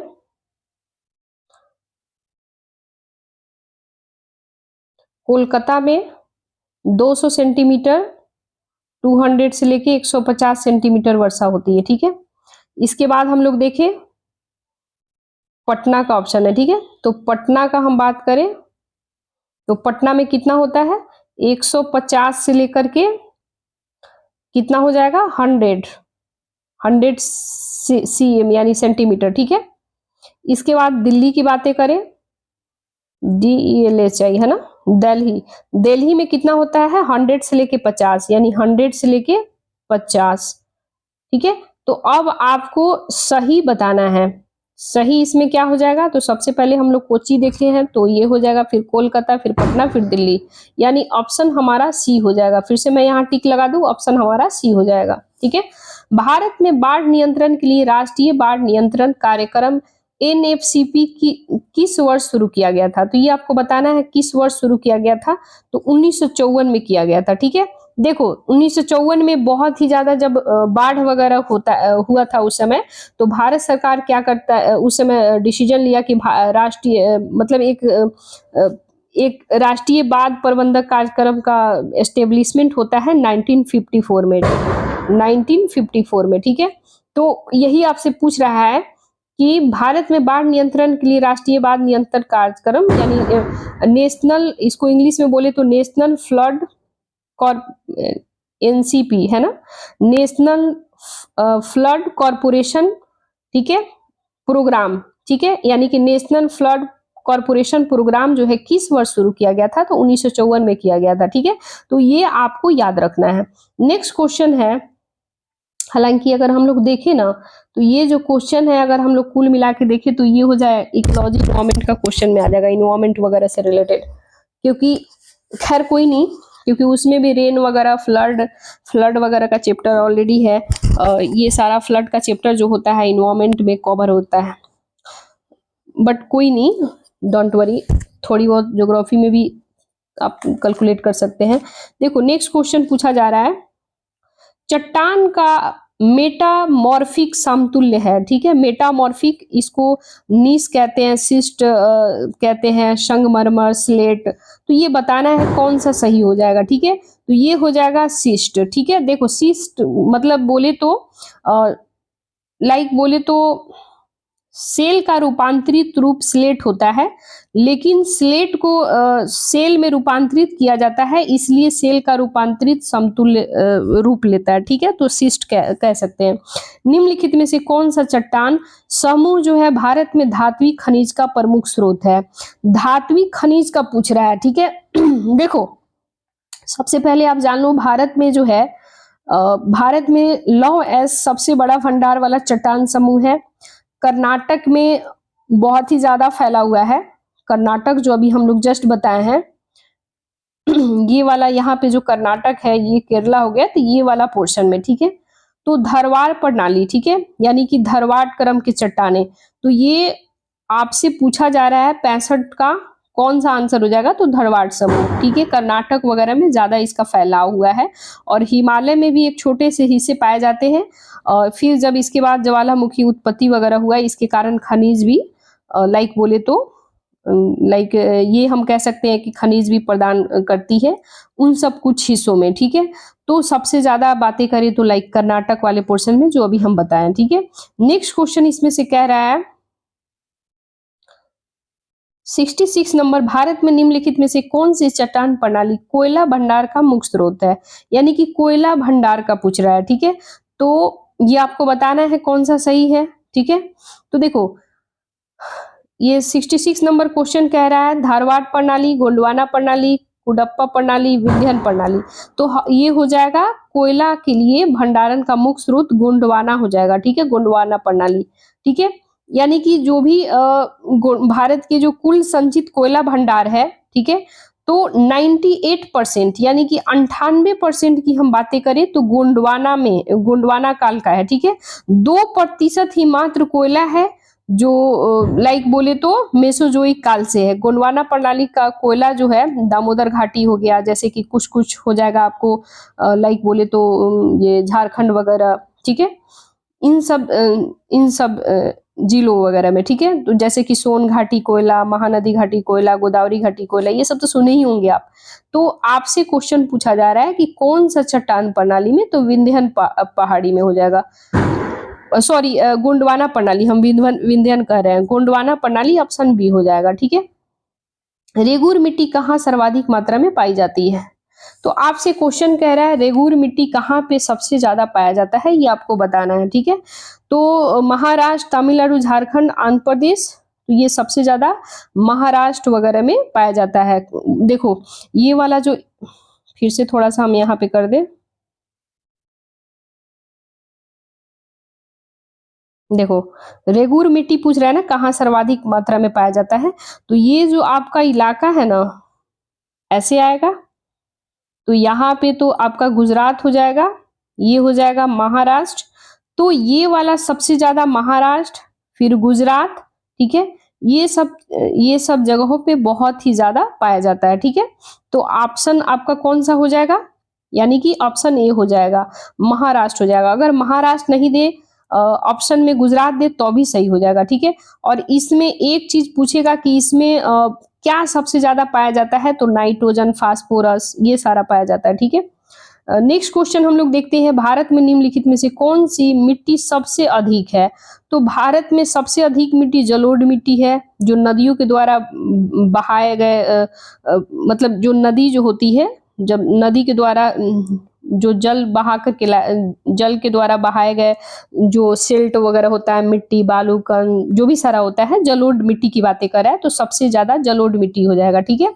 देखो ये जलोढ़ मिट्टी में एक चीज याद रखना है, नाइट्रोजन फास्फोरस की मात्रा बहुत ही कम होती है। यानी कि नाइट्रोजन और एफ से फास्फोरस, स्पेलिंग जो भी हो वटेवर, तो ये याद रखना है नाइट्रोजन और फास्फोरस। मैंने कैसे याद रखा है? एन और एफ, NF याद रखना है, ठीक है। जलोढ़ मिट्टी, ठीक है, जलोढ़ मिट्टी NF, इसमें क्या होता है, इसकी मतलब बहुत ही कम मात्रा में मिलता है, ठीक है, यानी कि बहुत ही कम मात्रा में, ठीक है, ये याद रखना है। नेक्स्ट क्वेश्चन हम लोग देखते हैं, हीराकुंड बांध किस नदी पर बनाया गया है? हीराकुंड बांध के बारे में पूछ रहा है, किस नदी पे बनाया गया है, ठीक है, तो ये बताना है। हीराकुंड महानदी, हीराकुंड बांध का निर्माण जो है ये महानदी पर बनाया गया है। अब ये भी क्वेश्चन पूछेगा कि कब बनाया गया है, तो याद रखना है 1948 में बनाया गया, ठीक है। 1948 में मतलब शुरू हुआ था, लेकिन अगर हम बातें करें कंप्लीट कब हुआ तो 1953 में, ठीक है, तो ये याद रखना है, ठीक है। नेक्स्ट क्वेश्चन हम लोग देखते हैं, लेकिन ये भी क्वेश्चन पूछेगा कि 1953 में तो ये पूरा कंप्लीट हुआ, लेकिन स्टार्टिंग कब हुआ, बांध जो है कब पूरी तरह से कार्य होने लगा, तो एक क्वेश्चन और पूछेगा 1957 में। तो याद रखना है सबसे पहले काम स्टार्ट 1948, दूसरा 1953 और थर्ड जो है 1957, ऐसे याद रखना है। नेक्स्ट क्वेश्चन हम लोग देखते हैं, नेक्स्ट क्वेश्चन है त्रिवेणी नहर किस नदी पर बनाई गई है? तो त्रिवेणी नदी गंडक, त्रिवेणी नहर जो है, नहर के बारे में पूछ रहा है, गंडक नदी पर बनाया गया है। ऑलरेडी आप सभी को पता है, बट फिर भी मैं बता दूं, त्रिवेणी नहर जो है भारत में बिहार, इसके अलावा उत्तर पश्चिम क्षेत्र, चंपारण जिले वगैरह में होता है, और इसके सिंचाई के लिए बहुत ही ज्यादा इसका उपयोग किया जाता है, ठीक है।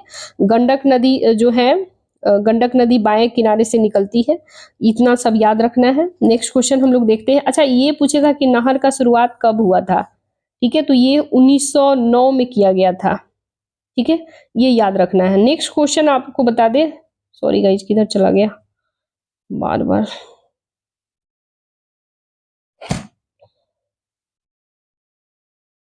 वेट वेट वेट थोड़ा सा हूँ, ये रहा त्रिवेणी नहर। आगे हम लोग बढ़ते हैं, भारत में निम्नलिखित में से किस प्रकार के लौह अयस्क का भंडारा अधिकतम है? भारत में पूछ रहा है किस प्रकार के लौह अयस्क का अधिकतम भंडार है, ठीक है, तो ये बताना है, ये हो जाएगा टेरटियरी रेंज का, ठीक है, ऑप्शन डी हो जाएगा। देखो भारत में लौह अयस्क जो होता है टेरटियरी रेंज, मतलब बोले तो धड़वाड़ और कुडप्पा युग की, ठीक है, तो क्या हो जाएगा, धड़वाड़ और कुडप्पा, कुडप्पा, ठीक है, कुडप्पा एज, ये हो जाएगा। और शादी और आगरे चट्टानों में पाया जाता है मैग्नाइट, हेमाटाइट, साइडराइट ऐसे कहीं लिखा रहेगा, लिमोनाइट, ऐसे इसके अयस्क के प्रमुख है, ठीक है। लगभग लौह अयस्क में देश में बातें करें तो 85% हेमाटाइट होता है।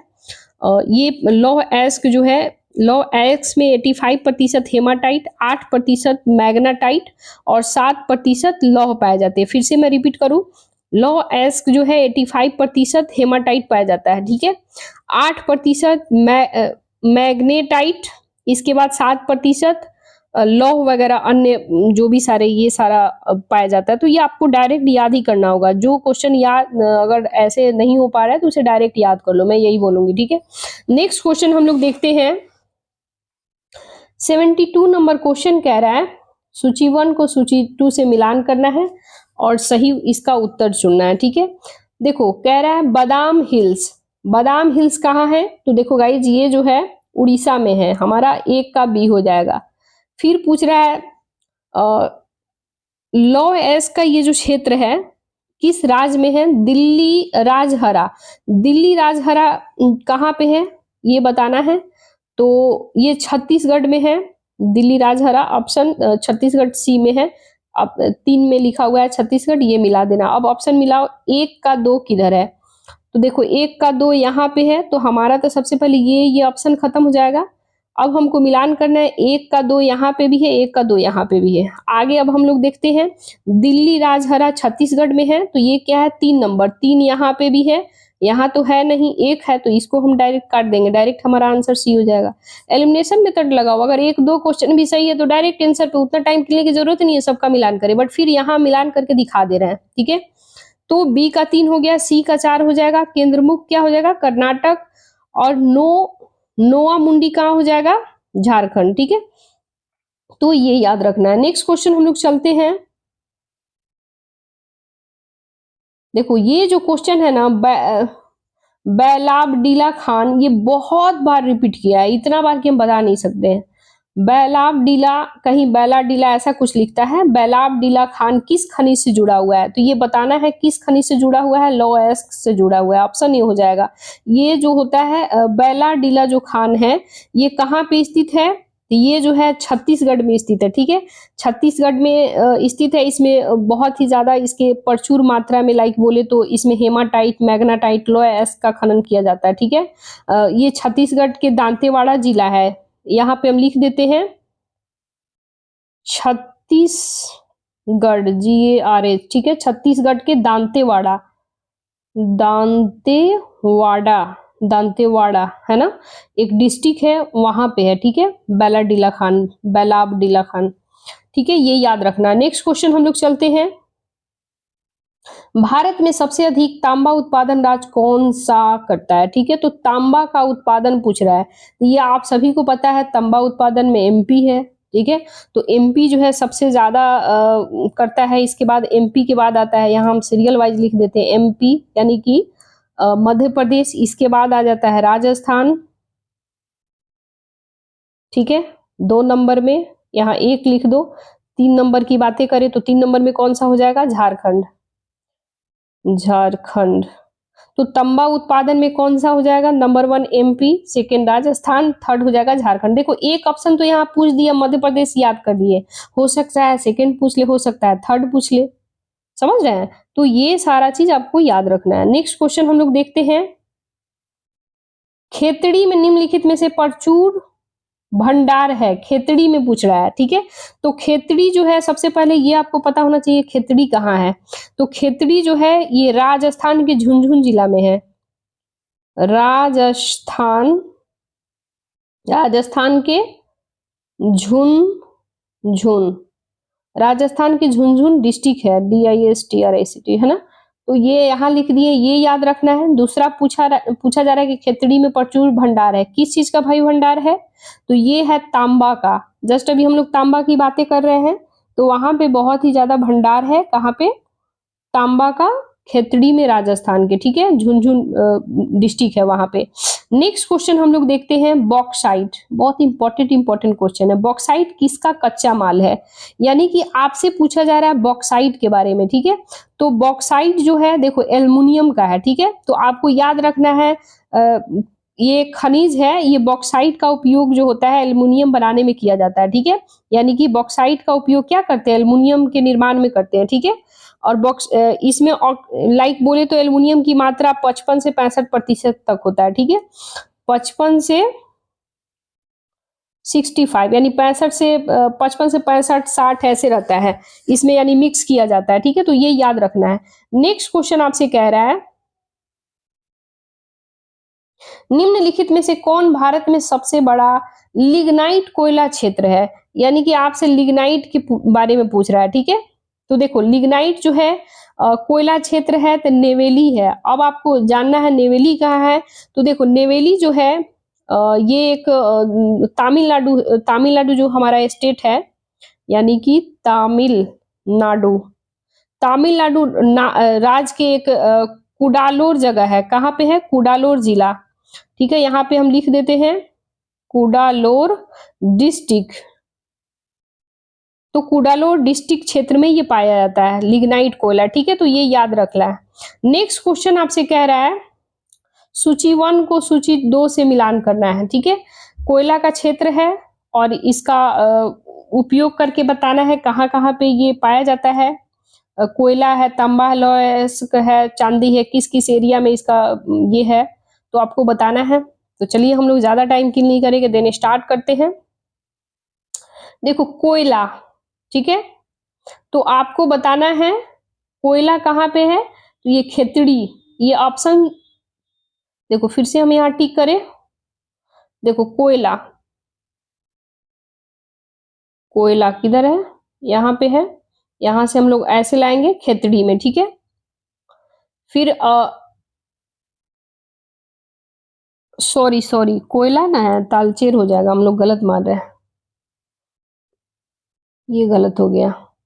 देखो कोयला, कोयला आ जाएगा तालचेर, फिर इसके बाद आ जाएगा तंबा, आ जाएगा खेतड़ी, जस्ट अभी हम लोग चर्चा भी किए थे खेतड़ी राजस्थान वाला। फिर लौह एस के बारे में पूछ रहा है, तो लौह एस कहाँ हो जाएगा, केंद्रमुख। फिर चांदी बचेगा तो जवार, ठीक है। ऑप्शन हमारा कौन हो जाएगा, 1 का 4 ढूंढो किधर है, ये हो गया, डायरेक्ट हमारा आंसर निकल गया। अगर आप तांबा खेतड़ी से भी याद कर रहे हैं फिर भी आपका आंसर निकल जाता, ठीक है। तो देखो ये लिग्नाइट कोयला जो है इसका भंडार तमिलनाडु वगैरह में जस्ट अभी हम लोग चर्चा किए थे। कोयला तालचेर की बात करें तो ये कहाँ पे पड़ता है, ये उड़ीसा में पड़ता है, ठीक है। खेतड़ी कहाँ है, राजस्थान में है। ये सब कुछ कुछ चीज याद रखना है, ठीक है। नेक्स्ट क्वेश्चन हम लोग देखते हैं। निम्नलिखित ये भी कूट वाला है और इसको मिलान करना है, ठीक है। खनिज वगैरह का क्षेत्र है, कहाँ पे है ये हम लोग को बताना है। देखो अंकलेश्वर, अंकलेश्वर जो है ये अभ्रक का भंडार यहाँ पाया जाता है। इसके बाद दिल्ली राजहरा, जस्ट अभी हम लोग ऊपर में चर्चा भी किए थे इसका, है ना, दिल्ली राजहरा मिलान भी किए थे। तो दिल्ली राजहरा ये क्या हो जाएगा, जस्ट अभी हम लोग देखे हैं अंकलेश्वर खनिज तेल, सॉरी हम लोग गलत लगा दिए क्या, फिर से टिक करें। देखो अंकलेश्वर, अंकलेश्वर यहाँ पे है, ये क्या हो जाएगा, खनिज तेल किधर है, अंकलेश्वर खनिज तेल हो जाएगा। दिल्ली राजहरा, तो दिल्ली राजहरा में लौह एस हो जाएगा, किधर है खोजो, 1 नंबर पे है। कोडरमा, कोडरमा किस चीज के लिए भाई जाना जाता है, अभ्रक के लिए, अभ्रक कहाँ है, 4th नंबर पे है, यहाँ मिला दो। अब रहा बात खेतड़ी, खेतड़ी कहाँ है, तो ये हो जाएगा तांबा के लिए, तो खेतड़ी तांबा। अब हमें ढूंढना है ऑप्शन कौन सा हो जाएगा, ठीक है। अंकलेश्वर हमारा 1 का 2,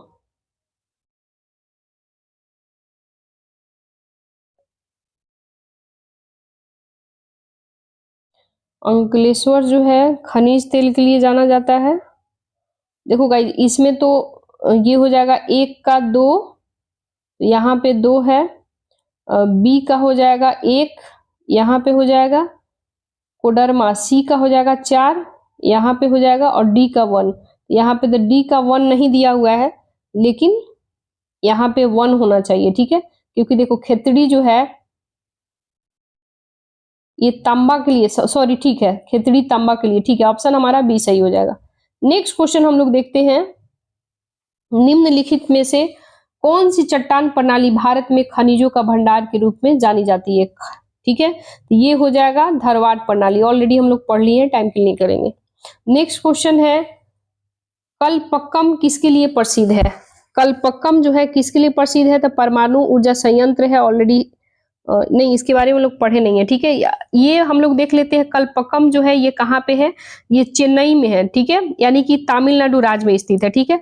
और ये भी पूछेगा कि इसका निर्माण कब हुआ था, 1970 में हुआ था, ये याद रखना है, ठीक है। कब हुआ था, तो 1970 में। शुरू कब काम किया था, तो याद रखना है 24 जनवरी 1984, ये याद रखना है। नेक्स्ट क्वेश्चन हम लोग देखते हैं, Ramagundam super thermal power station कहाँ स्थित है, ठीक है। तो ये हो जाएगा आंध्र प्रदेश में, ऑप्शन ए हो जाएगा। नेक्स्ट क्वेश्चन कह रहा है, नेक्स्ट क्वेश्चन कह रहा है नूनामती तेल रिफाइनरी, नूनामती तेल रिफाइनरी कहाँ स्थित है, ये असम राज्य में स्थित है, ठीक है। अच्छा इसका एस्टैब्लिशमेंट कब हुआ था, तो 1 मई 2019 में हुआ था, ठीक है, ये याद रखना है। नेक्स्ट क्वेश्चन है 84 नंबर, 84 नंबर क्वेश्चन कह रहा है भारत की सबसे बड़ी रिफाइनरी कौन सी है, तो सबसे बड़ी सब आप सभी को पता है जामनगर, जामनगर का ये है, ठीक है, यानी ऑप्शन ए हो जाएगा जामनगर, ये गुजरात में है, ठीक है, ये याद रखना है। 85 नंबर स्वतंत्रता के बाद भारत में इस्पात संयंत्रों का कौन सा समूह स्थापित किया गया था, तो जमशेदपुर, दुर्गापुर, भिलाई, ये कब किया गया था, 1907 में टाटा वगैरह का जमशेद टाटा, सॉरी टाटा कंपनी का एस्टेब्लिशमेंट 1907 में हुआ था, ठीक है। तो ये याद रखना है। नेक्स्ट क्वेश्चन हम लोग देखते हैं, ये रहा नेक्स्ट क्वेश्चन। मुरी में कौन सा महत्वपूर्ण उद्योग स्थापित है? मुरी के बारे में बात कर रहा है, तो यहाँ पे एल्युमिनियम उद्योग है, ठीक है। मुरी जो है ये कहाँ पे है? ये लोहरदगा में है। लोहरदगा, लोहरदगा कहाँ है? तो ये हो जाएगा आपको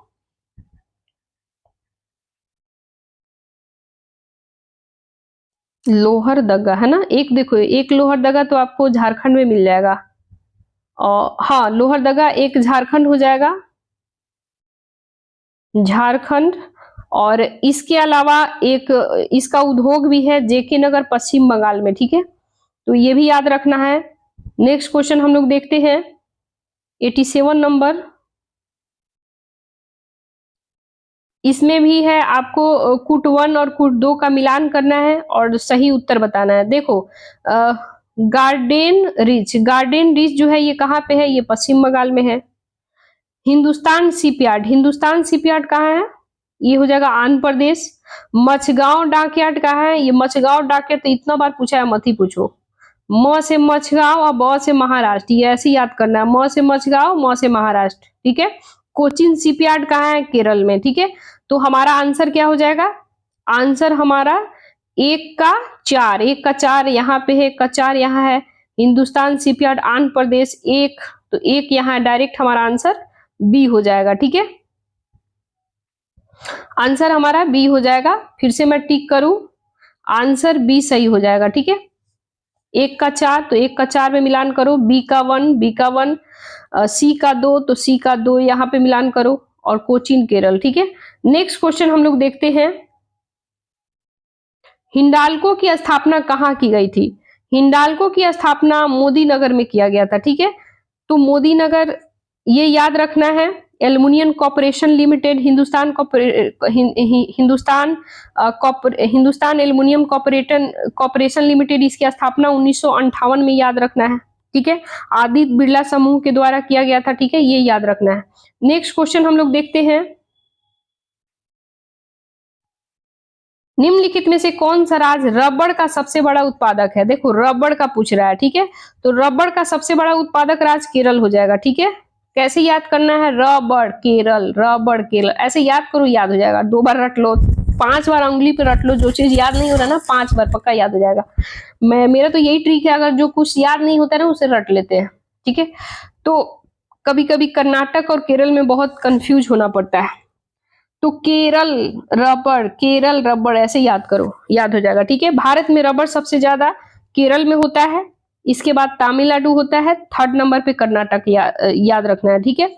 नेक्स्ट क्वेश्चन आपको बताना है, 90 में भारत के निम्नलिखित शहरों में से किस में देश का पहला सिंथेटिक रबर प्लांट स्थापित किया गया? तो सिंथेटिक रबर प्लांट पानीपत में है, ठीक है। तो सिंथेटिक रबर प्लांट जो है ये TSRC कॉर्पोरेशन यानी ताइवान इंडियन ऑयल, ये कंपनी है, उसके द्वारा स्टार्ट हुआ था। ये 2013 में स्टार्ट किया गया था, ठीक है। तो ये याद रखना है। पानीपत, पानीपत कहाँ है? हरियाणा का पानीपत, ठीक है, हरियाणा।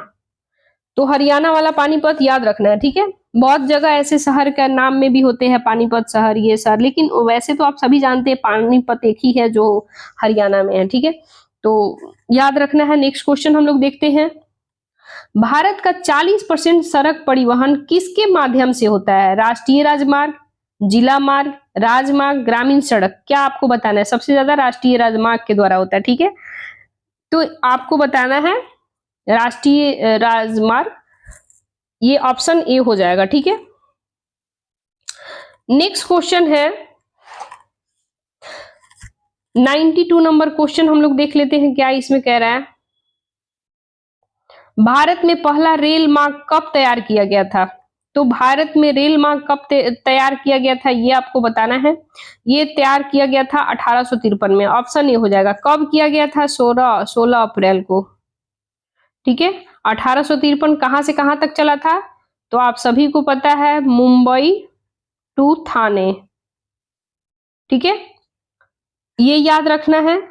नेक्स्ट क्वेश्चन है, अच्छा ये भी पूछता है भारतीय रेल बोर्ड की स्थापना कब होता है, तो 1905 में भारतीय रेल बोर्ड की स्थापना, ये याद रखना है, ठीक है।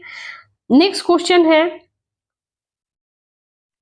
निम्नलिखित में से कौन सा राज्य कोंकण रेलवे से सबसे अधिक लाभान्वित होगा, सबसे ज्यादा कौन सा राज्य है जो लाभान्वित होगा, ये आपको बताना है, ठीक है। गोवा, कर्नाटक, महाराष्ट्र, केरल, मध्य प्रदेश, महाराष्ट्र, तमिलनाडु, केरल, तमिलनाडु, केरल, गोवा, महाराष्ट्र, गुजरात, महाराष्ट्र, गोवा, तमिलनाडु, ठीक है। तो ये पूछ रहा है कोंकण रेलवे, ठीक है। तो ये हो जाएगा गोवा, कर्नाटक, महाराष्ट्र, केरल, ऑप्शन ए हो जाएगा, ठीक है।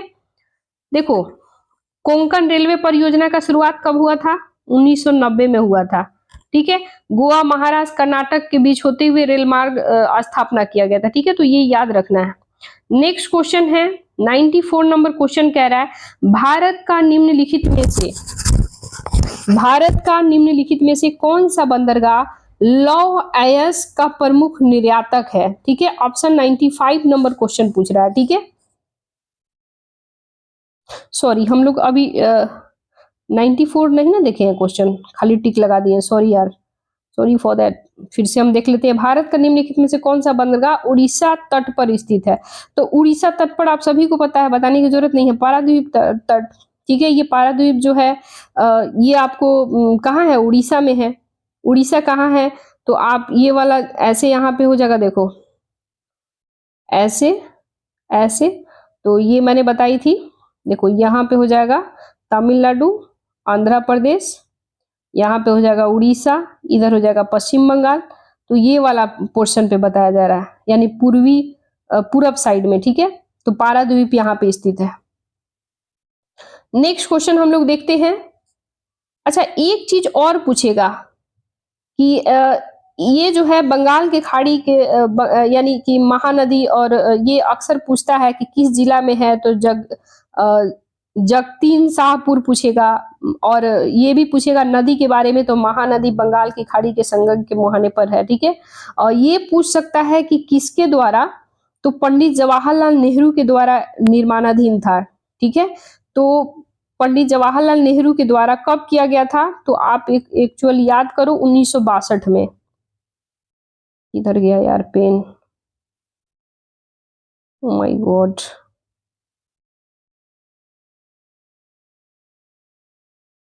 वेट गाइज, पता नहीं क्या क्या टिपा जाता है।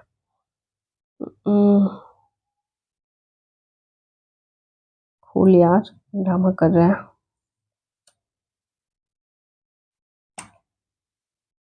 वेट गाइज, थोड़ा सा मूव होने लगता है इधर उधर।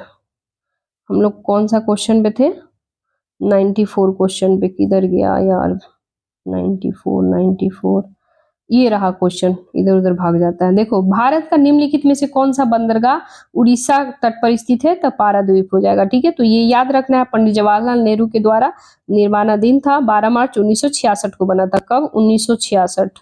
कब, पीएम उस समय कौन थे, तो जवाहरलाल नेहरू, लाल नेहरू, ठीक है। हैंडराइटिंग थोड़ा इस पे बैठ नहीं रहा, अब क्या ही करें, एक्चुअल आप समझ रहे हैं, कोई वो वाला बोर्ड नहीं है ना। नेक्स्ट क्वेश्चन हम लोग देखते हैं, 95 नंबर, भारत का निम्नलिखित में से कौन सा बंदरगाह लौह अयस्क का प्रमुख निर्यातक है, तो ये हो जाएगा आपका पाराद्वीप, ठीक है। जस्ट अभी हम लोग पाराद्वीप बंदरगाह उड़ीसा में पढ़े थे, जस्ट देखो क्वेश्चन दे भी दिया, ठीक है। देखो ये उड़ीसा वाला जस्ट अभी हम लोग क्वेश्चन देखे हैं, और यहाँ ऑलरेडी मेंशन है, तो इसीलिए कहा जाता है ना कि आपको खाली पाराद्वीप रटने से थोड़ी हो जाएगा, पता होना चाहिए कि पाराद्वीप कहाँ पे है, उड़ीसा में है, कौन सा तट पे है, कौन सा वहां की नदी है, किस कंपनी के द्वारा स्टार्ट किया गया था, तो ये जो है जापान की कंपनी है, ठीक है। जब जापान की कंपनी कह रहा है। भारत में एस्टैब्लिशमेंट हुआ था, कब हुआ था, 1962 में। और किसको हम लोग लोह जो होता है, लौह अयस्क जो है निर्यात करते हैं, तो ये जापान को करते हैं। हम लोग जापान की कंपनी बोल दिए, सॉरी फॉर दैट, क्योंकि ये जापान की कंपनी को सबसे ज्यादा भारत निर्यात वगैरह करता है, ठीक है। तो ये याद रखना है। नेक्स्ट क्वेश्चन है, थारू जनजाति भारत के निम्नलिखित में से किस राज्य में निवास करती है, गाइस मैं बता नहीं सकती, इतना बार क्वेश्चन पूछा गया ना थारू जनजाति से रिलेटेड, लगभग एसएससी में भी पूछा गया है, बीपीएससी का प्रीवियस ईयर्स क्वेश्चन उठा के देख लो, बीपीएससी का या फिर यूपीएससी का, जेपीएससी का, हर क्वेश्चन में थारू जनजाति बहुत ही इंपॉर्टेंट है। देखो कुछ कुछ जनजाति है ना, थारू जनजाति, भील जनजाति, उरांव जनजाति, है ना। तो ये अभी रिसेंटली सोमपेन जनजाति, द हिंदू में आप लोग पढ़े भी होंगे कि वो वर्तमान पहला ऐसा जनजाति है सोमपेन जनजाति, उसकी संख्या बहुत कम है जिन्होंने वोट वगैरह दिया है, मतलब क्या बोलते हैं, वोटिंग वगैरह किया है चुनाव के लिए। तो हो सकता है कि इस बार कहीं क्वेश्चन पूछ दे। तो आप सभी जितने भी ट्राइब के बारे में अगर क्वेश्चन बनता है ना, तो उसको तो बेशक पढ़ना ही पढ़ना है, क्योंकि वो अगर कोई पहली बार ऐसा न्यूज देता है तो बेसिक वो बिल्कुल पढ़ना है, ठीक है। तो थारू जनजाति से रिलेटेड इसमें क्वेश्चन पूछ रहा है कि किस राज्य के निवास करती है, तो आपको थारू के बारे में बताना है। ये उत्तराखंड और उत्तर प्रदेश में निवास करती है, ठीक है। देखो थारू जनजाति उत्तर प्रदेश, उत्तराखंड, नैनीताल से लेकर के गोरखपुर के तराई क्षेत्र में निवास करती है, ठीक है। नेक्स्ट क्वेश्चन हम लोग देखते हैं, गद्दी कहाँ के निवासी है। देखो इसमें भी आपको गद्दी जनजाति के बारे में दिया हुआ है, ठीक है। तो गद्दी जो जनजाति है ये हिमाचल प्रदेश की एक ट्राइब मतलब कम्युनिटी है, ठीक है। तो ये याद रखना है। अच्छा, ये इसके अलावा बैगा जनजाति पूछेगा, तो बैगा, कुली जनजाति, कोल जनजाति, बैगा जनजाति, ये जो है मध्य प्रदेश छत्तीसगढ़ की मुख्य जनजाति है, ये याद रखना है। सरहुल त्योहार, सरहुल त्योहार मनाने वाली जनजाति में से एक है। तो सरहुल त्योहार कौन सा जनजाति मनाता है, तो मुंडा जनजाति मनाता है, ठीक है। सॉरी 98 हम लोग कौन सा क्वेश्चन देखे हैं, गद्दी जनजाति हिमाचल प्रदेश, यहाँ टिक हो गया है। 98 क्वेश्चन हो जाएगा सरहुल, हाँ ठीक है, सरहुल जनजाति मुंडा, ठीक है। मुंडा जनजाति है ये, मुंडा जनजाति जो होते हैं ये एक फेस्टिवल होता है सरहुल, सरहुल फेस्टिवल, ठीक है। तो ये लोग सेलिब्रेट करते हैं, तो याद रखना है, ठीक है। और अच्छा ये भी पूछेगा कि ये किस चीज से रिलेटेड है, तो कृषि वगैरह, ये त्योहार में जैसे कृषि वगैरह शुरू करते हैं पहले, मतलब शुरू जैसे स्टार्टिंग करते हैं ना एग्रीकल्चर फार्मिंग वगैरह, तो ये सारा इसको पूजा करते हैं। जैसे कोई भी चीज को लाइक बोले तो खेती वगैरह करते हैं तो प्रकृति का ये लोग पूजा करते हैं। जैसे खेती स्टार्ट किए, रोपनी, सोहनी, बोनी, जो भी बोलो, तो वो ये जनजाति सरहुल त्योहार उसी को बोलते हैं कि अपना प्राकृतिक का जो भी खेती वेती होता है उसको पूजा पाठ करते हैं, ठीक है। तो ये याद रखना है। नेक्स्ट क्वेश्चन है जारवा जनजाति। ये जितनी भी जनजाति है ना गाइस बहुत इंपॉर्टेंट है, कहीं ना कहीं क्वेश्चन में बार बार रिपीट हुआ है। तो जारवा जनजाति जो है ये निकोबार द्वीप में पाया जाता है, ठीक है। तो ये अंडमान निकोबार द्वीप समूह में है, ये आदिवासी लोग होते हैं, ट्राइब कम्युनिटी होते हैं, और ये निग्रोटी या फिर निग्रोइड समुदाय से रिलेटेड होते हैं, ठीक है। कहीं कहीं निग्रेटो, निग्रोटी, कुछ ऐसे ऐसे करके लिखा हुआ रहता है, आप देख लेना, मतलब हर जगह हर एक बुक में अलग अलग लिखा रहता है। तो निग्रोइट या फिर निग्रोटो जनजाति ये निकोबार द्वीप समूह में है, और ये जारवा जनजाति के नाम से भी जाना जाता है। फिर एक क्वेश्चन है कि उत्तर प्रदेश में निम्नलिखित में से कौन सी जनजाति दिवाली को शोक के रूप में मनाता है। तो ये तो आसान क्वेश्चन है, आप सभी को पता है, थारू जनजाति जो होते हैं ये दिवाली के रूप में मनाते हैं, राइट बोले तो, ठीक है।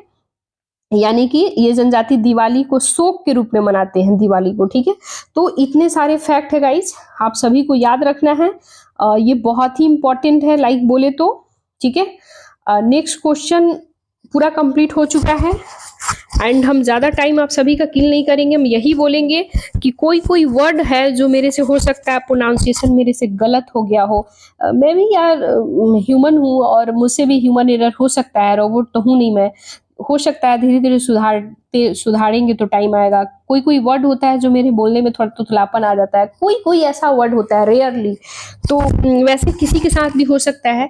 तो मैं ये नहीं कह रही कि मैं 100% परफेक्ट हूँ, but don't worry about that. अगर ऐसा कुछ हो तो उसके लिए sorry for that, again I am से टू सॉरी फॉर दैट इसके लिए। एंड गाइज मैं आप सभी से एक चीज़ और बोलूँगी कि आप सभी को यदि लगता है कि हाँ और कुछ नया स्टार्ट करना है, तो आप सभी कमेंट में मेरे को ज़रूर बताइएगा। इसका कमेंट में बताइएगा कि हाँ टेस्ट मुझे कैसा लगा, क्या मैंने ज़्यादा टाइम किल तो आप लोग का नहीं कराई, डायरेक्ट मैं क्वेश्चन आंसर कराती रही, देन जो भी मुझे लगा कि हाँ इसका आंसर के बियॉन्ड मुझे एक्सप्लेनेशन देना चाहिए तो मैंने दिया भी। हाँ तो चलो मन लगा के पढ़ते रहिए, ठीक है। और डेफिनेटली एक ना एक दिन सबका सिलेक्शन होगा, कहते हैं ना कभी भी हार नहीं मानना चाहिए, है ना? जो भी आपका लक्ष्य है उसको कंप्लीट डेली वाइज करते रहिए, ठीक है? एक ना एक दिन ज़रूर होगा। कहते हैं ना, hard work never goes to waste, and definitely कभी नहीं हुआ है, किसी का हार्ड वर्क जो है बर्बाद नहीं हुआ है, ठीक है? ना कभी होगा। तो मैं ज़्यादा टाइम किल नहीं करूँगी, देन जय हिंद, जय भारत। मैं मिलती हूँ गाइज़ अगले वीडियो में। जब तक के लिए बाय।